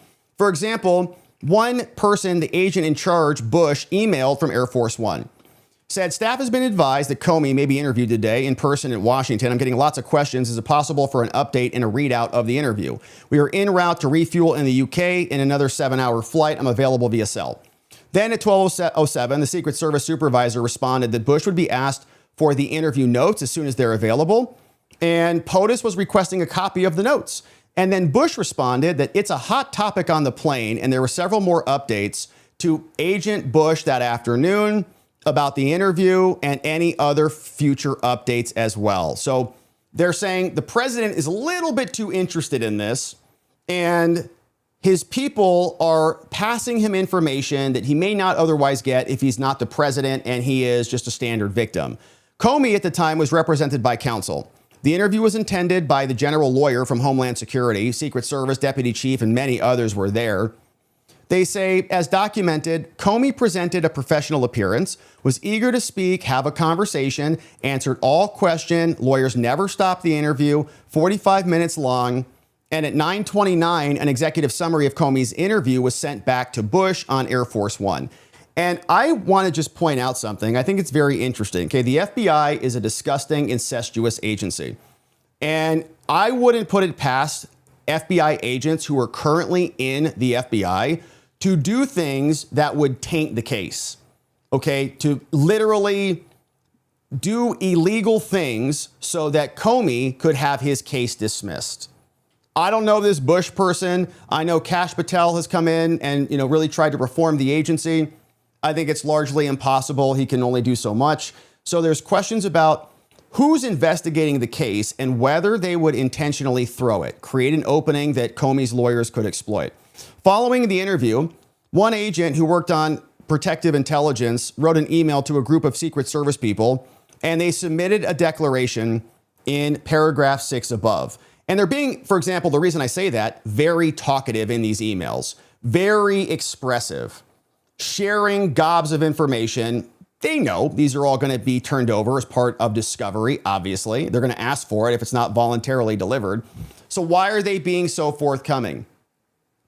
He responds, we wrapped up the Comey interview a short while ago, wanted to take a moment to thank everybody. Just like we often do in PI, we're tasked with coming together to put out a fire and deal with PI-related issues that have had political and far-reaching consequences. You all contributed in some non-traditional ways to this issue being resolved in a professional and efficient manner. Thank you for your dedication and willingness to step up and help each other out. This incident will constitute a story that we will be telling for the rest of our careers, okay? Other FBI agents all patting each other on the back.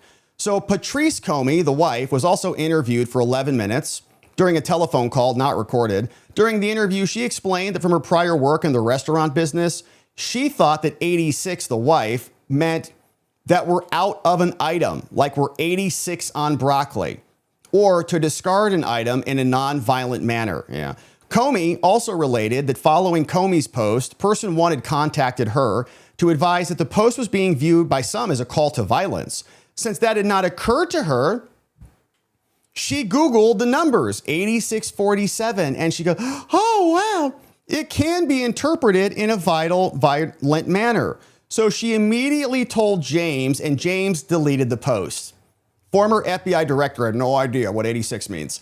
Miss Comey also stated that she and her husband are not violent people, and we would wish harm on no one. Now, person one also is the individual who corresponded by text with Patrice Comey shortly after the Instagram post and were a central part of both the challenge search warrant applications. Secret Service interviewed person one by phone in a recorded convo. This person said, I had not spoken to James Comey in 2 or 3 years. Also stated that she had just blocked Patrice Comey's telephone number after their May 15th conversation, saying that she also expressed disagreement with the role of Mr. Comey's son-in-law in prosecuting crimes committed on J6. And Comey's people are everywhere. Remember, Maureen Comey prosecuted Ghislaine Maxwell in the massive mop-up operation that resulted in literally nothing. Maxwell went to jail. Great. Now, person one expressed regret to the agents that they did not have something more to make the Comeys face consequences for this. They said, I added, there's nothing that I can share that isn't just speculation on my part. Shout out to person one, whoever that is. Like, these people belong in jail. They further advised the agents that they told Patrice Comey that I hope Jim goes to jail. Amazing. For alleged crimes he committed as FBI director, because Comey is one of the biggest criminals that has come out of our government. He helped facilitate many leaks from the FBI, knowing that those were illegal, but he was passing them off to his law professor friend, making sure they would hit the media, investigated themselves, found they did nothing wrong, opened up operations that covered up for Hunter Biden and Joe Biden's crime family, created the Russia collusion hoax with James Clapper, John Brennan at the CIA, incorporated Hillary Clinton campaign propaganda into classified annexes, and then presented all of that to Barack Obama. All of it led by him. Then person one stated that they were familiar with the term 86 from a restaurant. One paragraph of the summary of the interview thought that 86, he said, while they were familiar with the term 86 in the restaurant industry, they immediately perceived the 8647 post as a call for violence because Comey works in law enforcement. In the recorded interview, a more detailed explanation was provided, saying, my first reaction was this was a benign one associated with restaurants. So the only way I've heard this before is when I used to work in restaurants, and it's like we're out of something on the menu, 86 or not the menu, whatever. Then made clear that their perception changed the more they thought about it and took into account information outside of the post, including the inability of the Democrats to impeach Trump, given Republican control of Congress. In particular, person one said that they listened to the fact, after the fact, to a media appearance by Rudy Giuliani. And Rudy said, Comey worked on specific mob cases. They have several logs of videotapes and stuff and phone calls saying, we got to 86 this guy. Person one then said, that's why I eventually reached out, because I thought there was no shot in hell that this man who spent his life doing all the things that he's done up until this point, prosecuting mob families in New York and more, there was no way that he didn't know that at least this was going to be interpreted by most people as a call to violence. So he came to the conclusion that it was a call to violence, although they did not suggest the post was a threat by Comey to carry out the violence himself. Post it. And this is caught, by the way. I walk around here in D.C. There's 8647 in various locations. Giuliani discussed the seashells post on his America's Mayor Live. Man, shout out to Rudy. He said, 86 means kill. And Rudy became famous in multiple prosecutions during his time in New York. And so then on May 21st, a prosecutor in North Carolina wrote to the Secret Service agent, says, I've been ordered to open this case in North Carolina. Thereafter, over the course of October and November, the EDNC closed out the investigation of the Seychelles posts. Then in October, the Charlotte office of the FBI opened a full investigation. Secret Service files went over there as well. So the FBI case agent, along with the attorney, went to go back and interview person one. The interview 2 weeks before the indictment was apparently the first time they interviewed him. It was recorded, lasted 27 minutes. When asked their first thoughts on this, person one responded. He said, I'm tired of hearing about Jim. Okay, we all are. He should be in jail and out of our minds forever.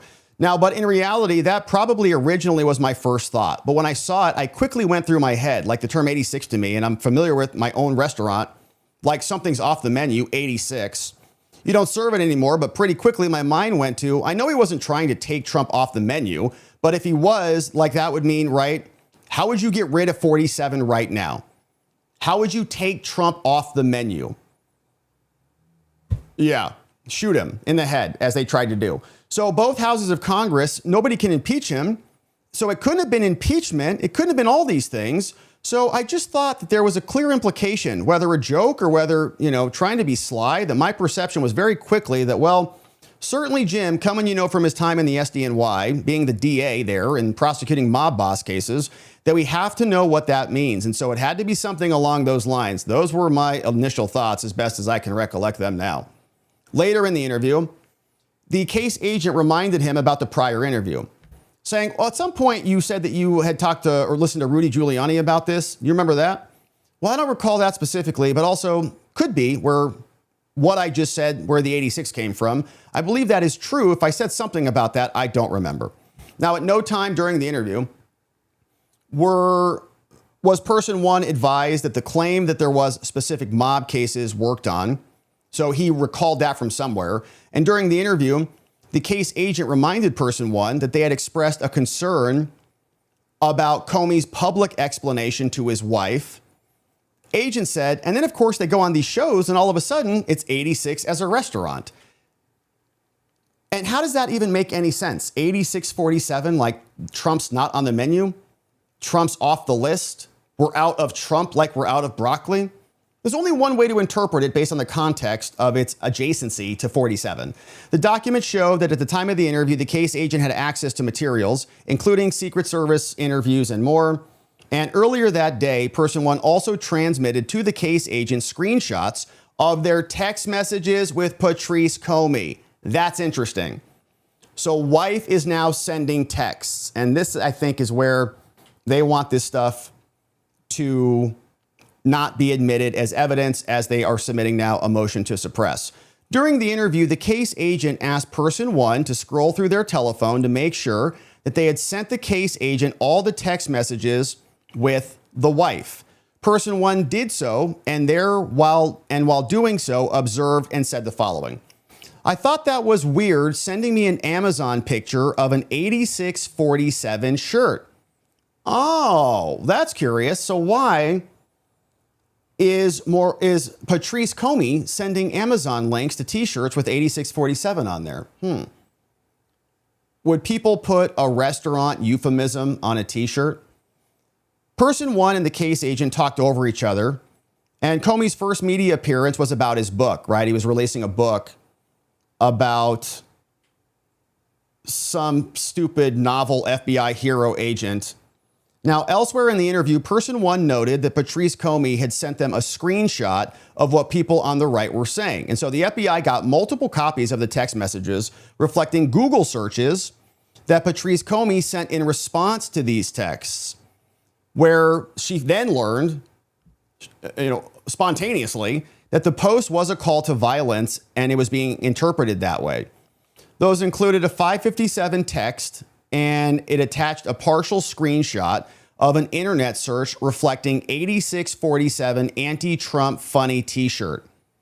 FBI also captured multiple copies of a 605 text that included the language, "Now that you said what you said, and I Googled and saw the right-wing narrative about the numbers," and it included part of the internet search and a Newsmax posting redacted in the filing. And although person one indicated a belief that Comey's post may have been a call for violence, at no point did person one have a belief that Comey was personally threatening to assassinate Trump. At the end of the interview, he mentioned that they had left a prior career after they went to rehab, and no follow-up questions were asked about what led to the need for rehab or whether those issues remained. So, attacking the credibility, this guy's a drug addict. So, in September 25, at the request of a prosecutor, the FBI searched its Sentinel database for FBI investigations going back decades, looking at the term 86. Here is the results. The searches produced inconclusive results about the term 86 as a slang term. Additionally, the searcher was unable to determine if the subject would have had access or been exposed to files meeting the search parameters. Shocking. FBI searches itself, can't find anything. Multiple spellings of this, 86, spelled out 80-6, limiting phrases, time frames, and more. Can't find anything. Amazing. FBI. So in November 2025, at the request of the agent, the government reviewed the case file of John Gambino. The case had no 86 in there. The government also got a transcript in Salerno, another mob case. No 86. In April 14th, in another investigation, no results in Gambino's case there. Gambino trial, nothing there. Case agent also interviewed 2 former FBI agents about the Gambino crime family. He said, another FBI guy, "I never thought 86 meant to kill." He did not recall any instances in where 86 meant to kill someone. Weird, because people are making t-shirts about it, but all these FBI guys can't figure it out. It's literally on Amazon. Patrice Comey found it instantly. What does it mean? The second retired FBI agent had worked organized crime cases for a very long time, had no idea what it meant there. He said he would look around more and see maybe it's a possible phrase that means kill. Following day, at the personal direction of the attorney for EDNC, FBI conducted both open search inquiries, artificial intelligence on Google AI, and more. Search yielded various results. Now, one chat said, one AI bot, many career law enforcement officials, including former FBI agents, have publicly disputed this, stating they've never heard 86 being used for murder. And there were stories like they just flooded the internet with "this is all restaurant talk." So the AIs were gobbling up those statements and incorporating the disputes. Another search on Merriam-Webster dictionary does not officially enter a violent meaning for 86. It is a relatively recent and lacks widespread use compared to hospitality.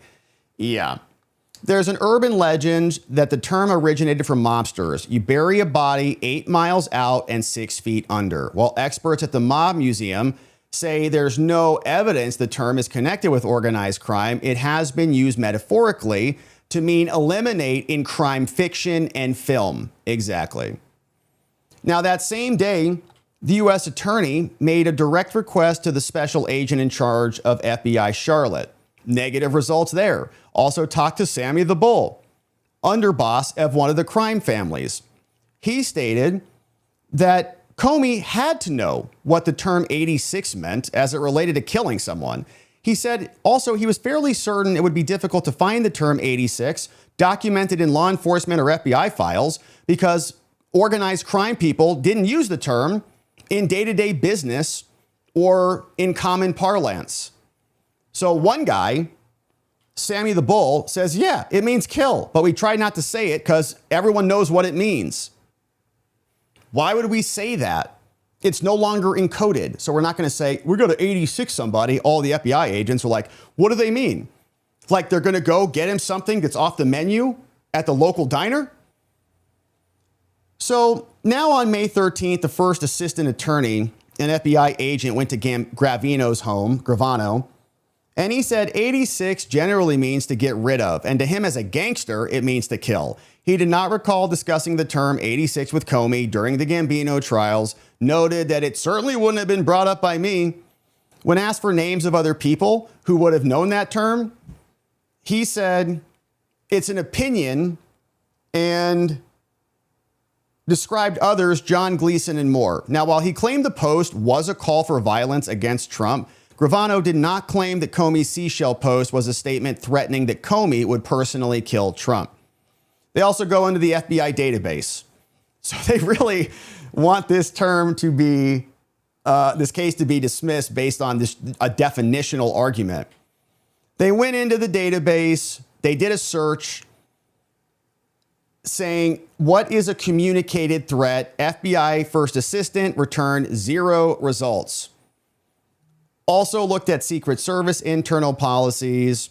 There were other changes in policies. On May 16th, during a morning program, Fox and Friends, a clip was played of a portion of Trump's interview.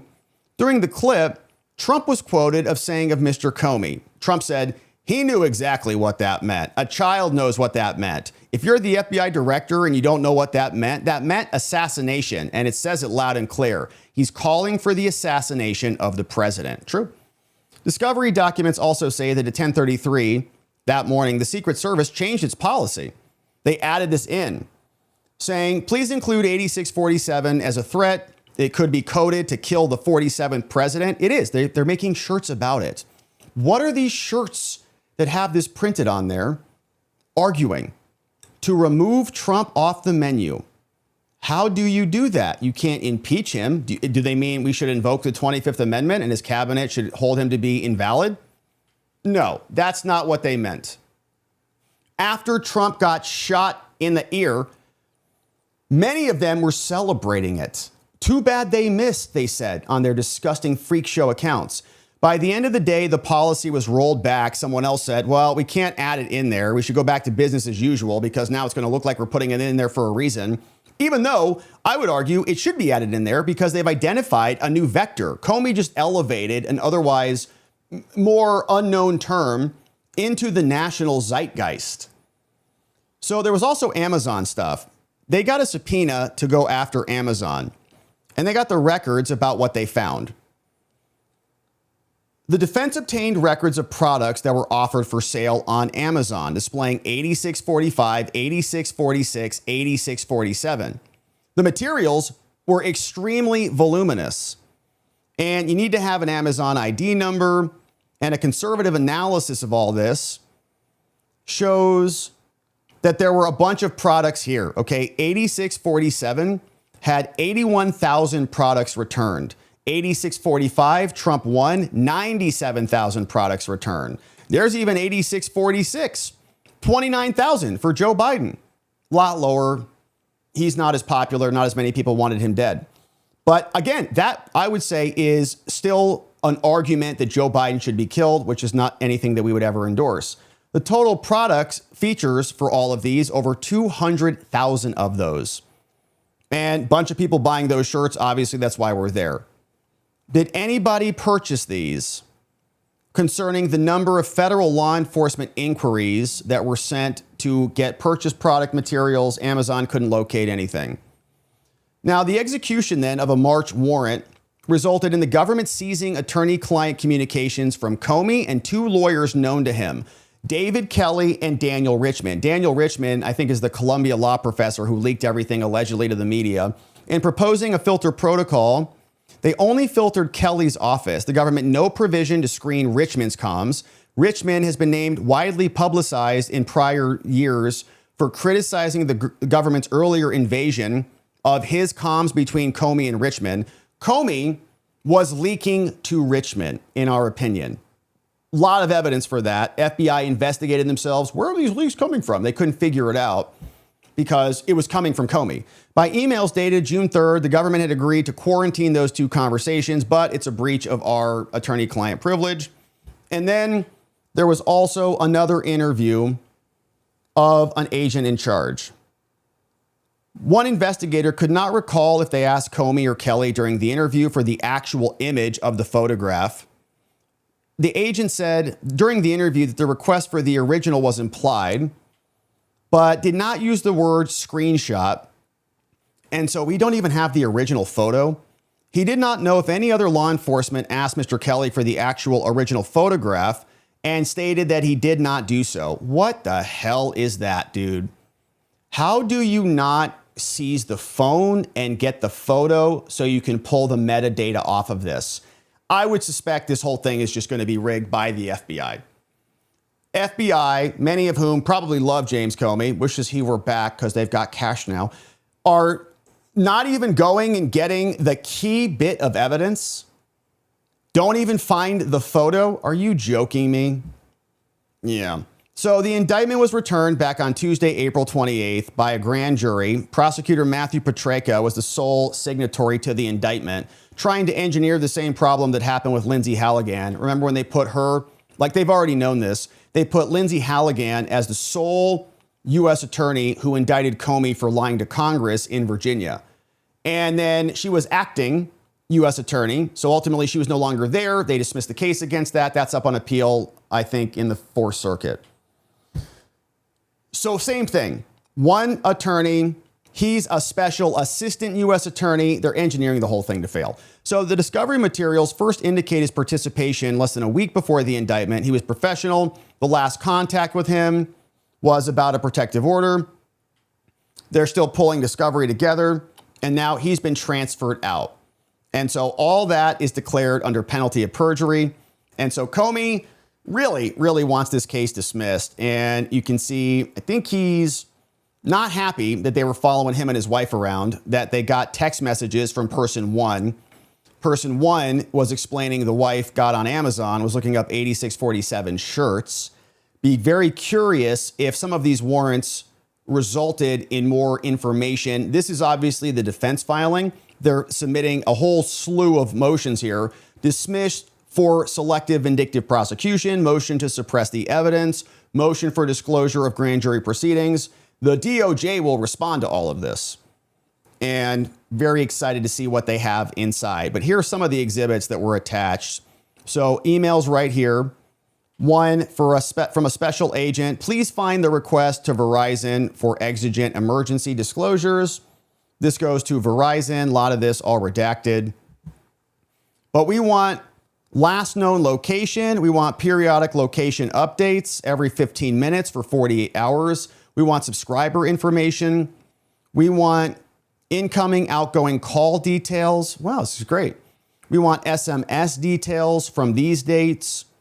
And Secret Service now wants those things. We also want the IMSI, the IMSI, which is the unique identifier of the cell phone. So get all of that to us, and maybe they'll see some other interesting text message exchanges between Comey's wife, and some other actors that maybe justified the exigency. We'll see. So here, another one. Someone says, thanks, Jamie. I appreciate all the work. Here's a summary. Gentlemen, below's a brief summary of the interview with James Comey. Let me know if you have any questions. I was contacted earlier today. They got a request from Bush, who said they wanted a summary of this. Here it is. We had the interview, Washington field office. Comey was there with Kelly. We had other special agents there, Homeland General Counsel, Secret Service Chief Counsel. Comey got Miranda rights verbally waived. Confirmed his IG account. He made all posts on it. Came upon the seashells on the beach with his wife in Emerald Isle, North Carolina. Thought it was cool. Posted it to IG. Interpreted 8647 as an expression to ditch, dump, or replace Trump, which are euphemisms by some interpretations of elimination. How do you ditch somebody who's in the presidency? Do you impeach them? Do you 25th Amendment them? Do you wish they die naturally? Do you kill them? Insisted it never occurred to him as though it could be a call for violence. Then contacted his wife. Somebody contacted his wife later that evening. That's probably person one, who then informed him the message gained traction online and was being interpreted as a call to violence. Wife tells Comey. Comey immediately deletes the post. Repeatedly states, I'm not calling for violence. I don't wish harm on anyone. Now, he admitted that his personal feelings towards Trump may have influenced him to post the message, but only a little. Bingo, that's an admission. Because you hate him and you want him dead. Comey believed that his followers would think the shells were cool. Because of the makeup of the shells or because of the message? But that the post would be kind of a yawn and did not expect it to go viral. Yeah, he did. He was selling a book. Even given his public status, the large number of followers he had, the fact that Trump will not be serving a third term, and that the president has survived recent assassination attempts, Comey did not feel this post was reckless because he never perceived the dark way in which some people would receive it. Why would you post it then? When asked, Comey agreed to preserve all electronic communications pictures related to the incident. When asked if he could provide them to the Secret Service, he responded he would confer with his attorney. Don't know if they ever got the photo. Comey answered all of the questions that were posed to him, and his attorney at no point stopped the interview. Also going to do interviews with wife Patrice and others by Marcella, and once conducted, will complete the write-up from Jamie Marcella over in Homeland Security and Secret Service. So we've got some non-FBI agents who are investigating this, which is good. These are Secret Service people over here. Here is another email and a request to Verizon. Looks like much the same. Hey, everyone, we wrapped up the Comey interview. Thank everybody for your contributions. This is Homeland Security and Secret Service again. And this other document completely sealed, so nothing there in Exhibit H either. But lots of documents, and they're going all out. They want this case dismissed right now. We know they went hard against them. They've got a bunch of records, and I'm sure we're going to hear more about what those are from the DOJ and the prosecutors when they respond to this in about a week. So a response should be coming soon, and we'll be looking forward to seeing exactly what that is. But one person who was victimized by Comey and Comey allies in the FBI is Peter Navarro. And we've already seen that newly declassified documents reveal the paper trail behind the FBI's investigation into Donald Trump. We have the documents, we have the names, says Navarro, and it includes James Comey. So now it's time for subpoenas and sworn testimony. Here's Peter explaining. Russia, the hoax, okay? Things start in the 2016 campaign when Hillary Clinton's campaign authorizes this phony Steele dossier, and they try to wrap Russia around the president's neck, but they don't go directly after him. They go after people like Carter Page and George Papadopoulos, Mike Flynn, with just bogus stuff, okay? Didn't work. The boss gets elected. Now, we're 5 months into his term, and May 16th, 2021, something unprecedented, remarkable, and disgusting happens. The FBI initiates an investigation of Donald John Trump under the assumption that he's a tool and a pawn of Vladimir's Putin's Russia. Okay?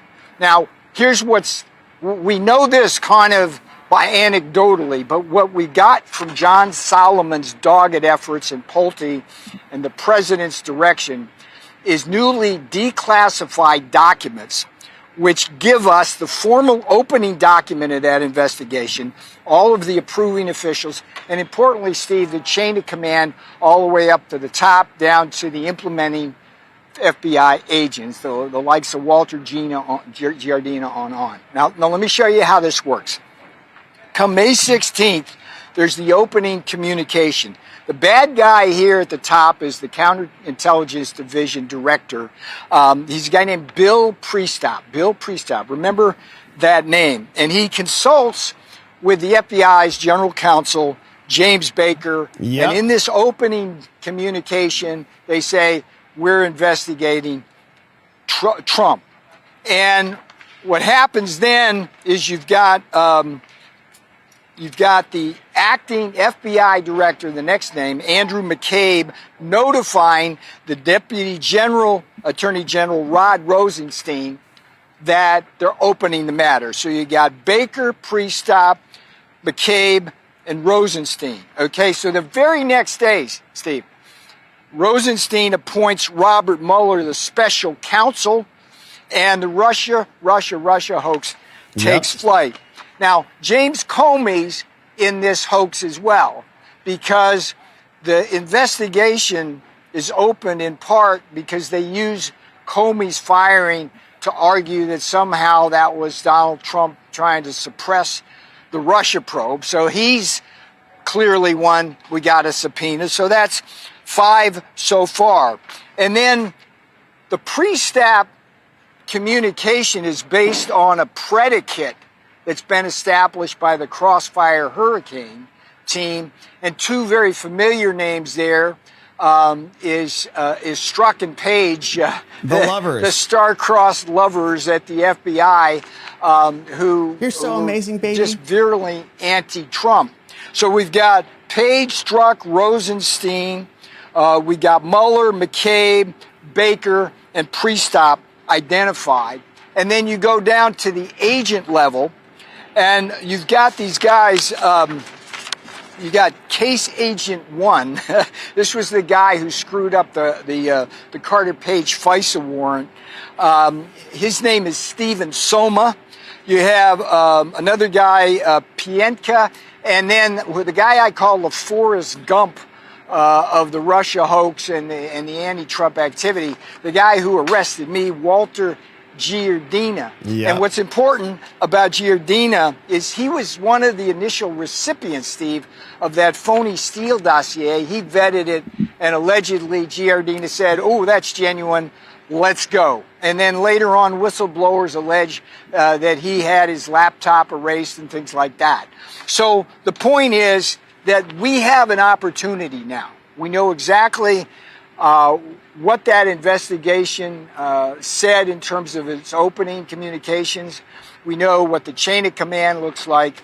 And it's time, and what I call for in the piece is for, at a minimum, subpoenas issued by Grassley's committee, Chuck Grassley on the Senate side, and Jim Jordan on the House. And he's exactly right. And it goes on for years. And we remember the outset of this when Hillary Clinton's lawyers actually, from Perkins Coie, Michael Sussman and Mark Elias, they sent Michael Sussman over to meet with James Baker to talk about Trump-Russia collusion and seed it with the FBI while they were simultaneously seeding it with the media. Then Jake Sullivan came out and said, we've got new evidence. Trump is conducting business with the Russians, all to distract from Hillary Clinton's email scandal, which James Comey also covered up on behalf of Hillary.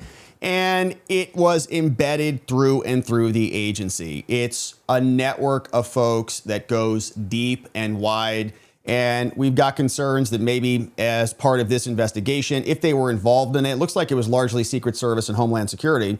But whether or not there are actors inside who will try to throw the prosecution, it would not surprise me at all, because Comey's one of them. And as we've seen in law enforcement, there's kind of this blue code of conduct, right? This blue shield. When you're in law enforcement and you operate on behalf of the agency, you get the protection of the agency. So the DOJ will respond to this. It seems like Comey and his defense team are pulling out all the stops on this. It's happening in North Carolina, and we'll ultimately see what the judge does on this, whether they grant the suppression, the dismissal, the disclosure requirements, or more. And keep our eye on this one. Thank you for joining and subscribing as we do. All right, now, friends, it's been a beautiful stream. If you're just getting here, quick recap. We talked about massive fraud that is now being referred over to the DOJ for criminal prosecution.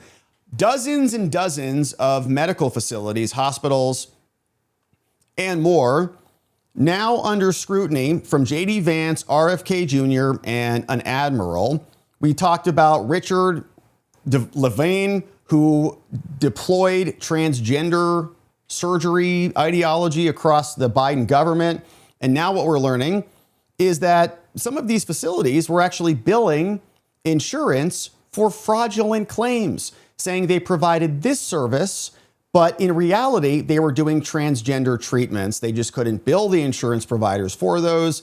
We've got reports of millions and millions of dollars all being gobbled up by these paid for doctor hacks, and went through the new report, which is called Executive Summary of the Wolves in White Coats, and saw explicitly how bad things ultimately were. Read through some of the horror stories from some of these young people who had their lives destroyed by these so-called doctors. And now the DOJ has their hands on it. Hopefully they can prosecute. Then we talked about a big election win out of the Fifth Circuit. Texas passed a law in 2021 saying that they were going to have some very common sense reforms. They were going to require an ID number on mail-in balloting so they could tie the voter who got the ballot back to the voter on the registration.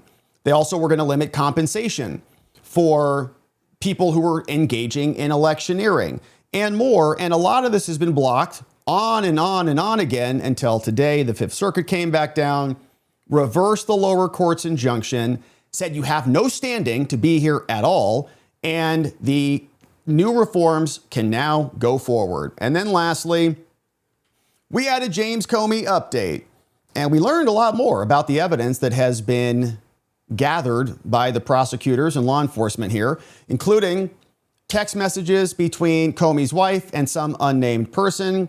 They've got Verizon phone records. They've got apparently Amazon records, 8647 shirts on there. They were surveilling the Comey household. Comey went in, Patrice came in, and now they want all of the evidence suppressed and destroyed. And we've got questions about the propriety of the investigation that was conducted by Comey's allies, many of whom I would suspect are still inside these agencies. And so now, my friends, we're going to keep our eye on all of this and more, but it is time to hear from you. And let's see what you have to say about this. It's great to see you in the chat. Happy Thursday. You know what that means. Tomorrow is Friday. We're excited about that. And we'll, of course, be back here to get into it again. I saw some great donations coming in. Thank you, friends, for sending these in. And yeah, Luigi Mangione has a hearing tomorrow. Reports that he's going to be taking a plea deal. We'll, of course, see. That's going to be a big one tomorrow. Been on and off keeping our eye on that one as well. Rick D sharing the headline on it. Hearing scheduled tomorrow, 11 a.m. for Luigi Mangione. Reports that he's going to take the plea deal. We were going to talk about that today, but we'll wait until it ultimately goes down. And the concern, of course, is if he accepts a plea deal in the federal case, then that may mean the state case can no longer be prosecuted against him based on double jeopardy. Not, doubly tried for the same charges. We'll have to see what it looks like tomorrow. And we may come back on that tomorrow afternoon to see what the consequences are. But very interesting for all of the Luigi Mangione is innocent crowd that's out there. We also got a big debate tomorrow. I know Candace Owens is debating Andrew Wilson. I think that's tomorrow at 10 a.m. So I'm sure that's going to draw a lot of eyeballs on the Charlie Kirk, Tyler Robinson matter. So lots happening tomorrow there. Mock Schnell is also here. Says, hey, Rob, great streams today as usual. Thank you, Mock Schnell. I appreciate that. Now, I know I mentioned George Mason as a suggested read of his list of items, why he originally would not vote for the Constitution.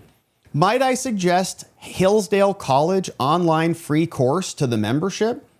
It's a great suggestion. I went to a dinner and I met one of the, I forget what his title was, but he's a Hillsdale College guy. He's been there for like 40 years.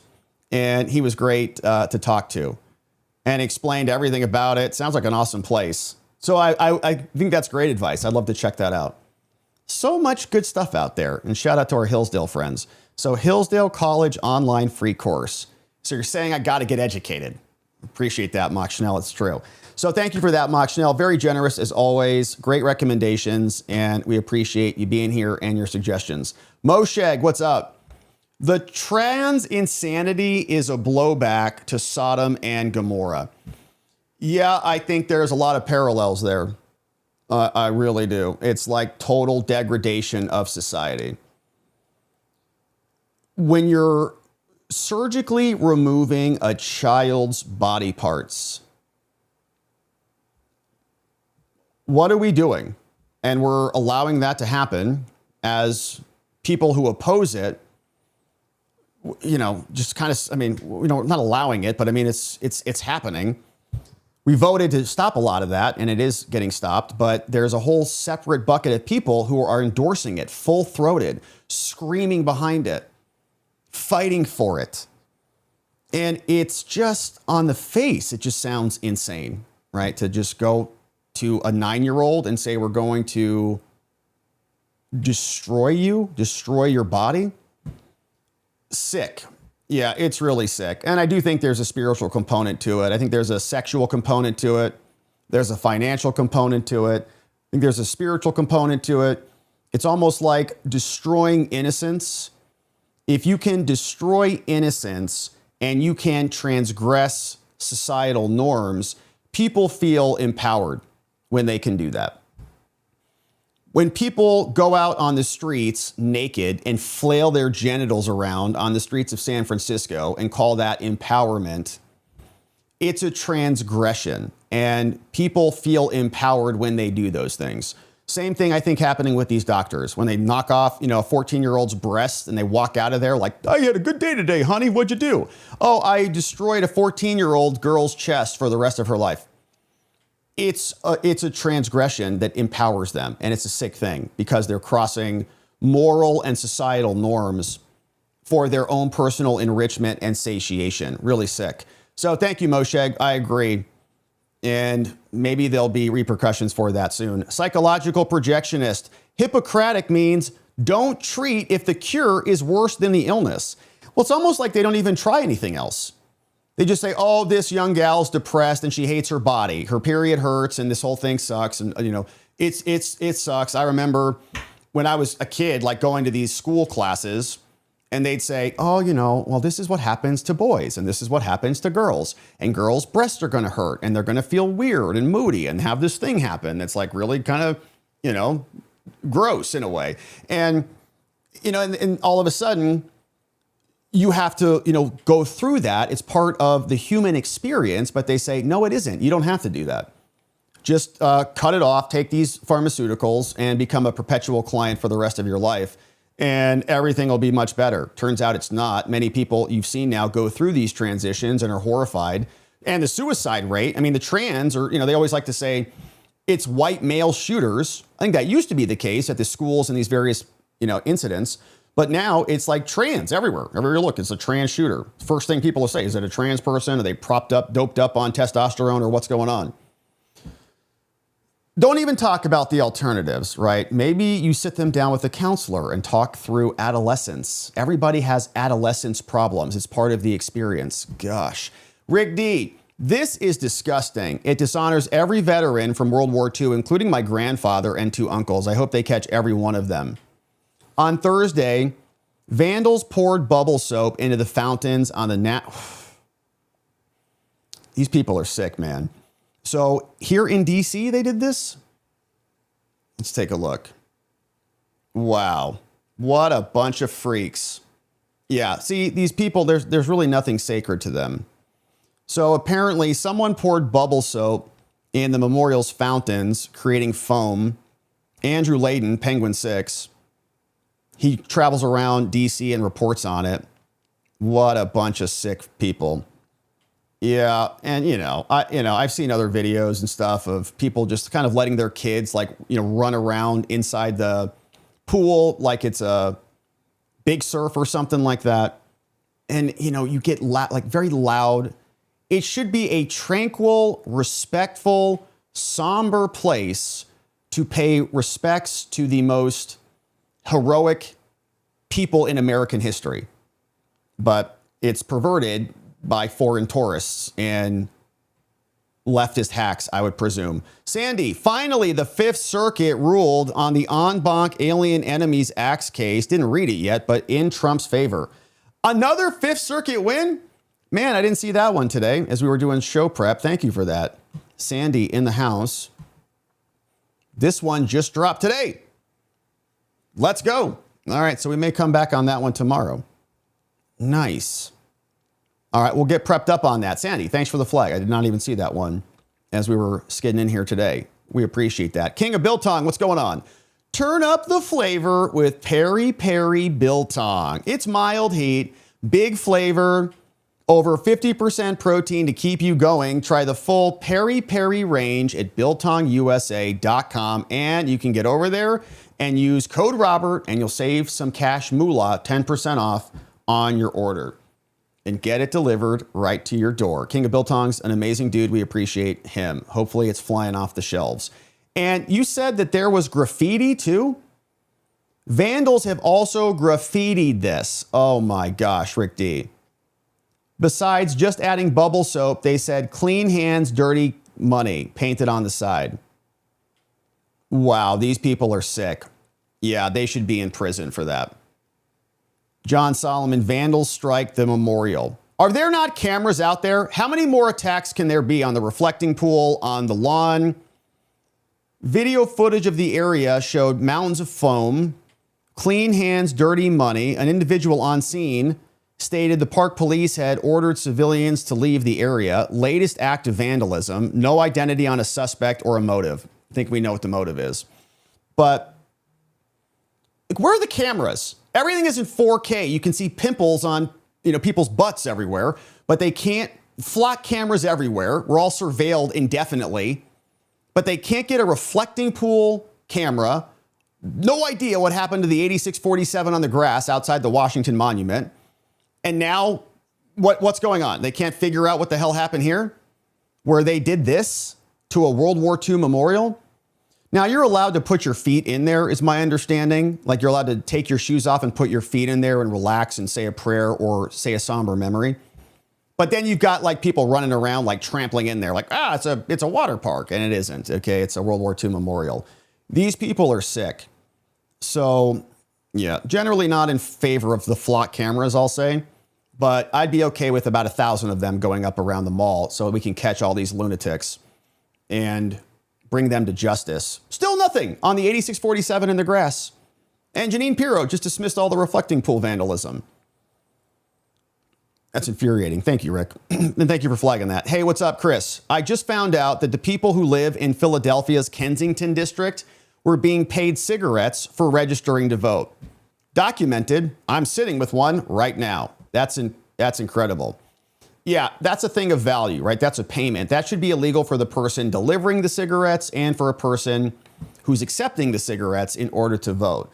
Not much different than what James O'Keefe uncovered out there in California, where they're paying people a couple of bucks in order to do that. So, Chris, that's interesting. Yeah, that's interesting. Any more details on that? Shoot me an email, robert@spotlightlawyer.com. Yeah, like, where are the cameras at? They'll turn them off? Ridiculous. Holly, they have more cameras than a casino. WTF. Apparently they don't work. They can't catch anybody. Psychological projectionist, 86 is a euphemism. POTUS, not a menu item. Context. Exactly right. 8647, Trump is not something you order on a menu. So how does that make sense? Like 8647, they equate that to like, oops, we're out of broccoli. So the answer is no, it's 86th off the menu, 86 it off the menu. He's not a sandwich or a steak or something, okay? It's not in the, you have to read it in context. And it means to eliminate. Yeah. What's up, biology always wins. Bringing in 10 new member friends. We had a great members only stream this morning too. What did we talk about? The best things you've ever heard of. Oh, the China sham marriage factory. We talked about that this morning. That was a good one. These Chinese nationals would come in, marry citizens, some of whom were U.S. Army soldiers, enter into these agreements, marry these Chinese nationals, get paid $30,000, and then get divorced 2 years later after they got lawful permanent residency. Up to 1,000 of them, many of them paying $100,000 a pop, which is $100 million in fake sham marriages. Talked about that, crazy. Also talked about Mamdani and Tish unleashing their ICE resistance. They're now paying millions of dollars to defend against ICE removals. And we also talked about the Supreme Court schedule. We've got some good cases coming up in the future, November, bunch of stuff coming up, even some trans cases. So thank you, biology. New members, check that one out. We got Steel Crusader, Terry Bell from this morning. Check that one out. Third Coast Firebird. What's up? Chuck E. Cheese is here. Have X. We got Live, Laugh, Lawsuit. That's great. Live, Laugh, Lawsuit. You know those like stupid signs that everybody got out there, like Live, Laugh, Love. I'm so spiritual or whatever. Like they were everywhere. Live, laugh, love everywhere. Like, all right, live, laugh, lawsuit. How about that? Thank you. Daniel Edwards. What's up? Dorothy Z. And Doug Lackey, welcome. And Seth Sowell, all gifted memberships coming courtesy of Biology Always Wins. Biology, thank you for being a member for so long and for bringing in new members to enjoy the beautiful members only experience that we have.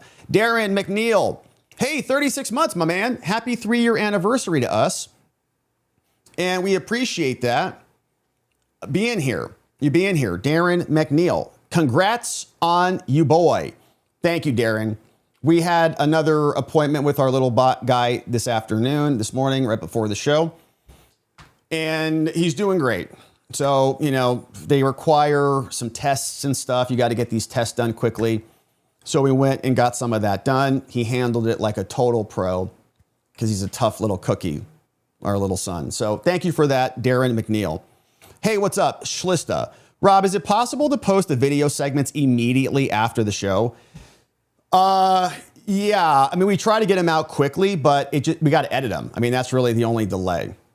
Is we edit them. So many times I'm thinking, man, I want to share this right here. But then by the time it gets posted, I lost the thread or I never see it posted. If it's fresh, I can share it with thousands because I won't forget and it's timely and relevant. Yeah, that's kind of like the battle. So you got to get it like out quickly as we can. Now we work on them like overnight. So we get them out, as quickly as we can, but it still is about like 12 hours before they ultimately get out. And then we don't want to post them all at the same time. You want to kind of stagger those out so that the algorithm on the platforms doesn't just get hit like with 3 of these things at once. So you kind of trickle them out. But yeah, that's interesting. We could accelerate it, but we basically start editing like as soon as we're done, like as soon as we end the show. But it just takes a little time to do it. So it's a good point. The other way people do it is just not live. So they just don't do it live. In other words, I would just record segment 1, boom, post it. Record segment 2, boom, post it. Record segment 3, boom, post it. But we do a live, so then we got to cut it out and then post them individually. But yeah, just Rhonda, your team is a lot faster than most. I think we're pretty quick. I mean, we try to get them out like ASAP. But it's just kind of turnaround time is really what it is. Because you got to then create the thumbnail, edit it down, and then upload them and all the things. But I'll tell my team to work faster. So thank you, Shlista. It's kind of an ongoing fight, right? How quickly can you turn these things around? Because you also don't want the stories to go stale.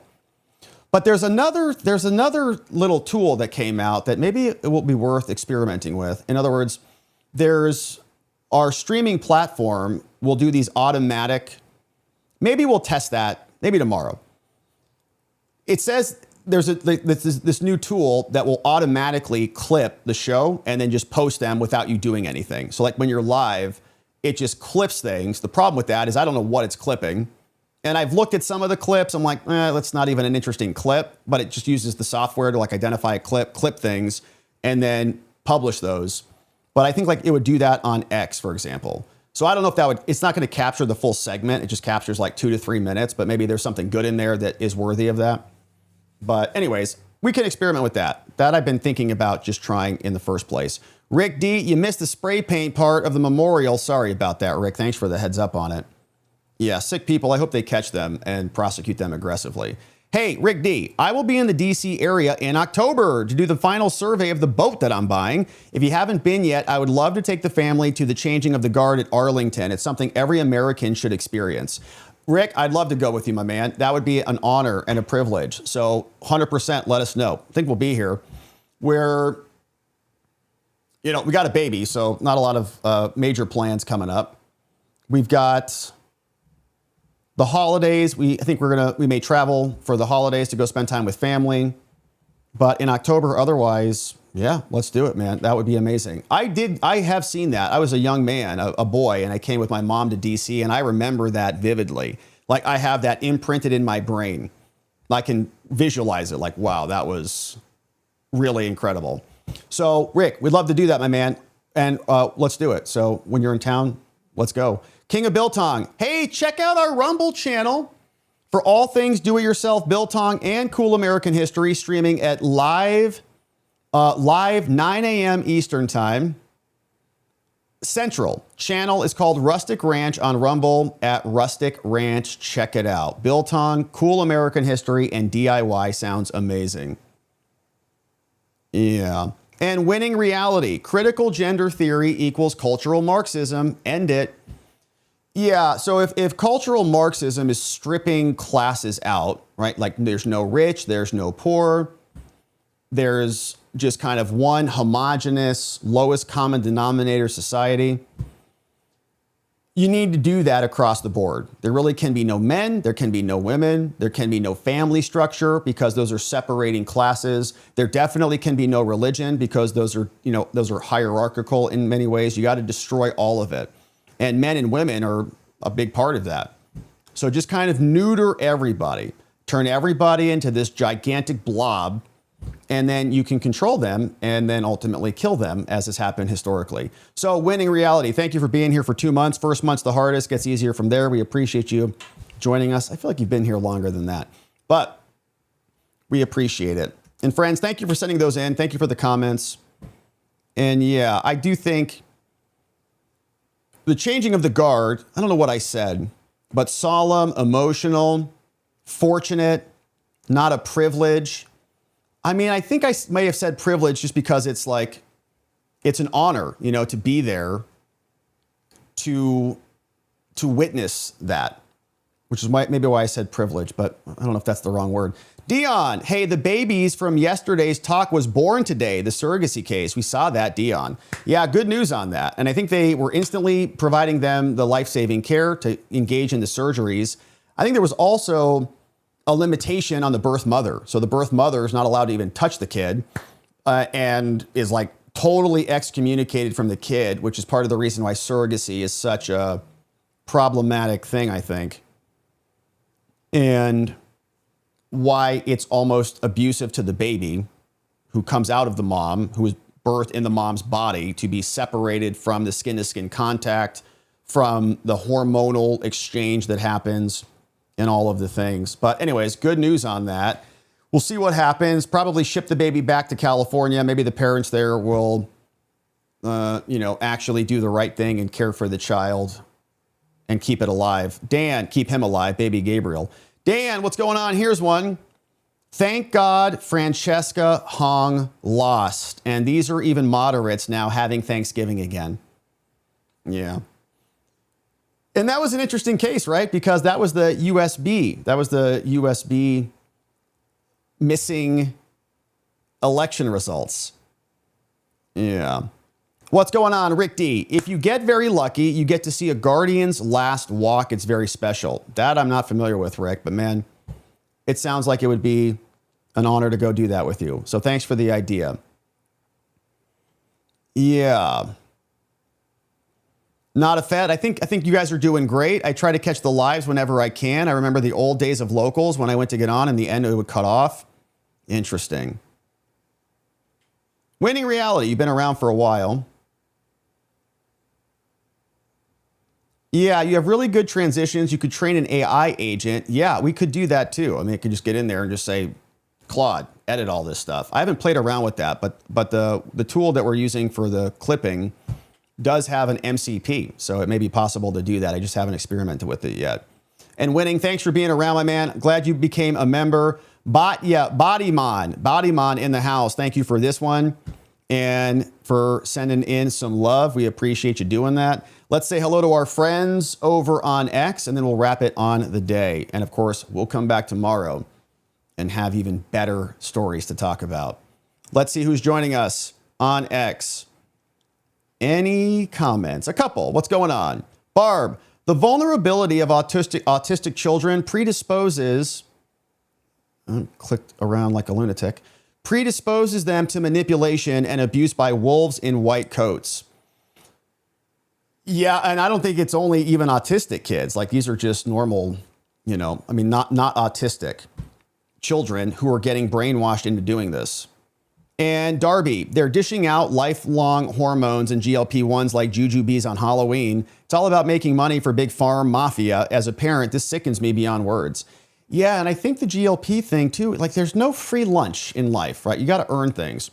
And the GLP-1s, I'm not sure exactly what the long-term repercussions of those are going to be, but I've seen some pretty bad reports from people who say that it's like completely neutered them. Like they lose like 40 pounds, but then they're like, soul is sucked out of their existence. They have no more feelings or emotions anymore.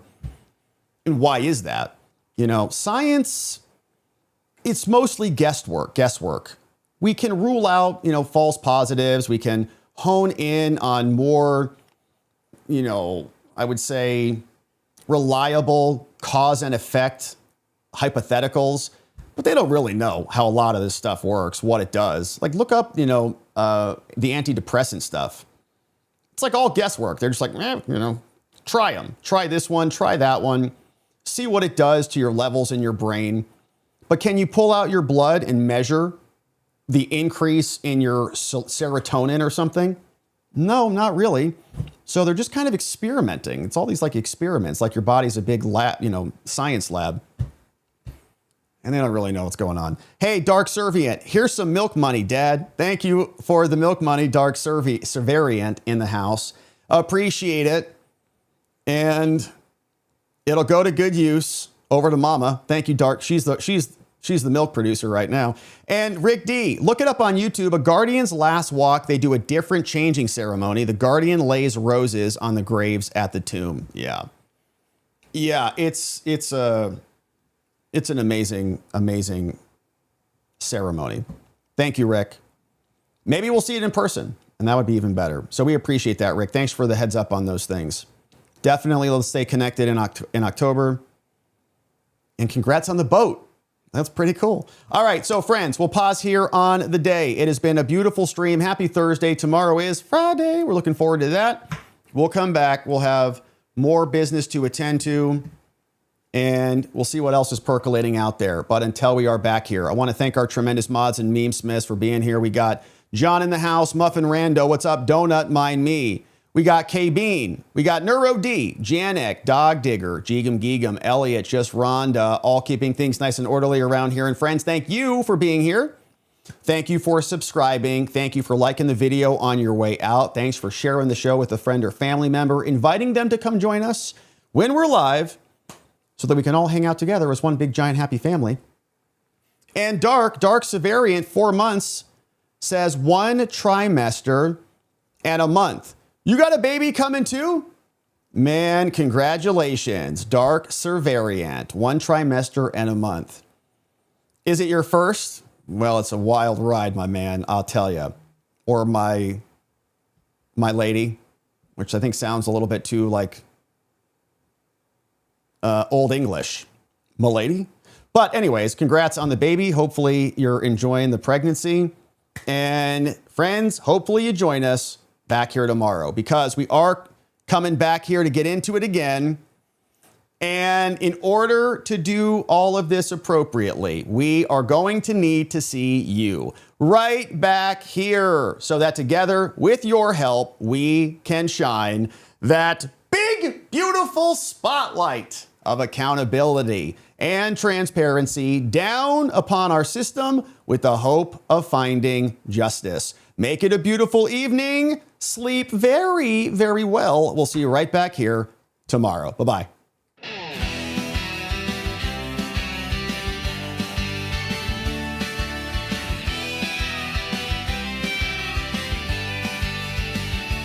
Thanks for watching, my beautiful friends. Now it's that time where the stream must end. You brought the heat with every chat and line. Together we expose corruption. One more time we dove in the truth where the media hides. Lit up the lies with receipts on all sides. The fight isn't over, but we made them sweat. We ain't done yet, no, not just yet. Because together we are watching the watchers. Truth on our side. Watching the watchers. We won't be denied. Watching the watchers. Eyes open wide. Fighting for freedom with nothing to hide.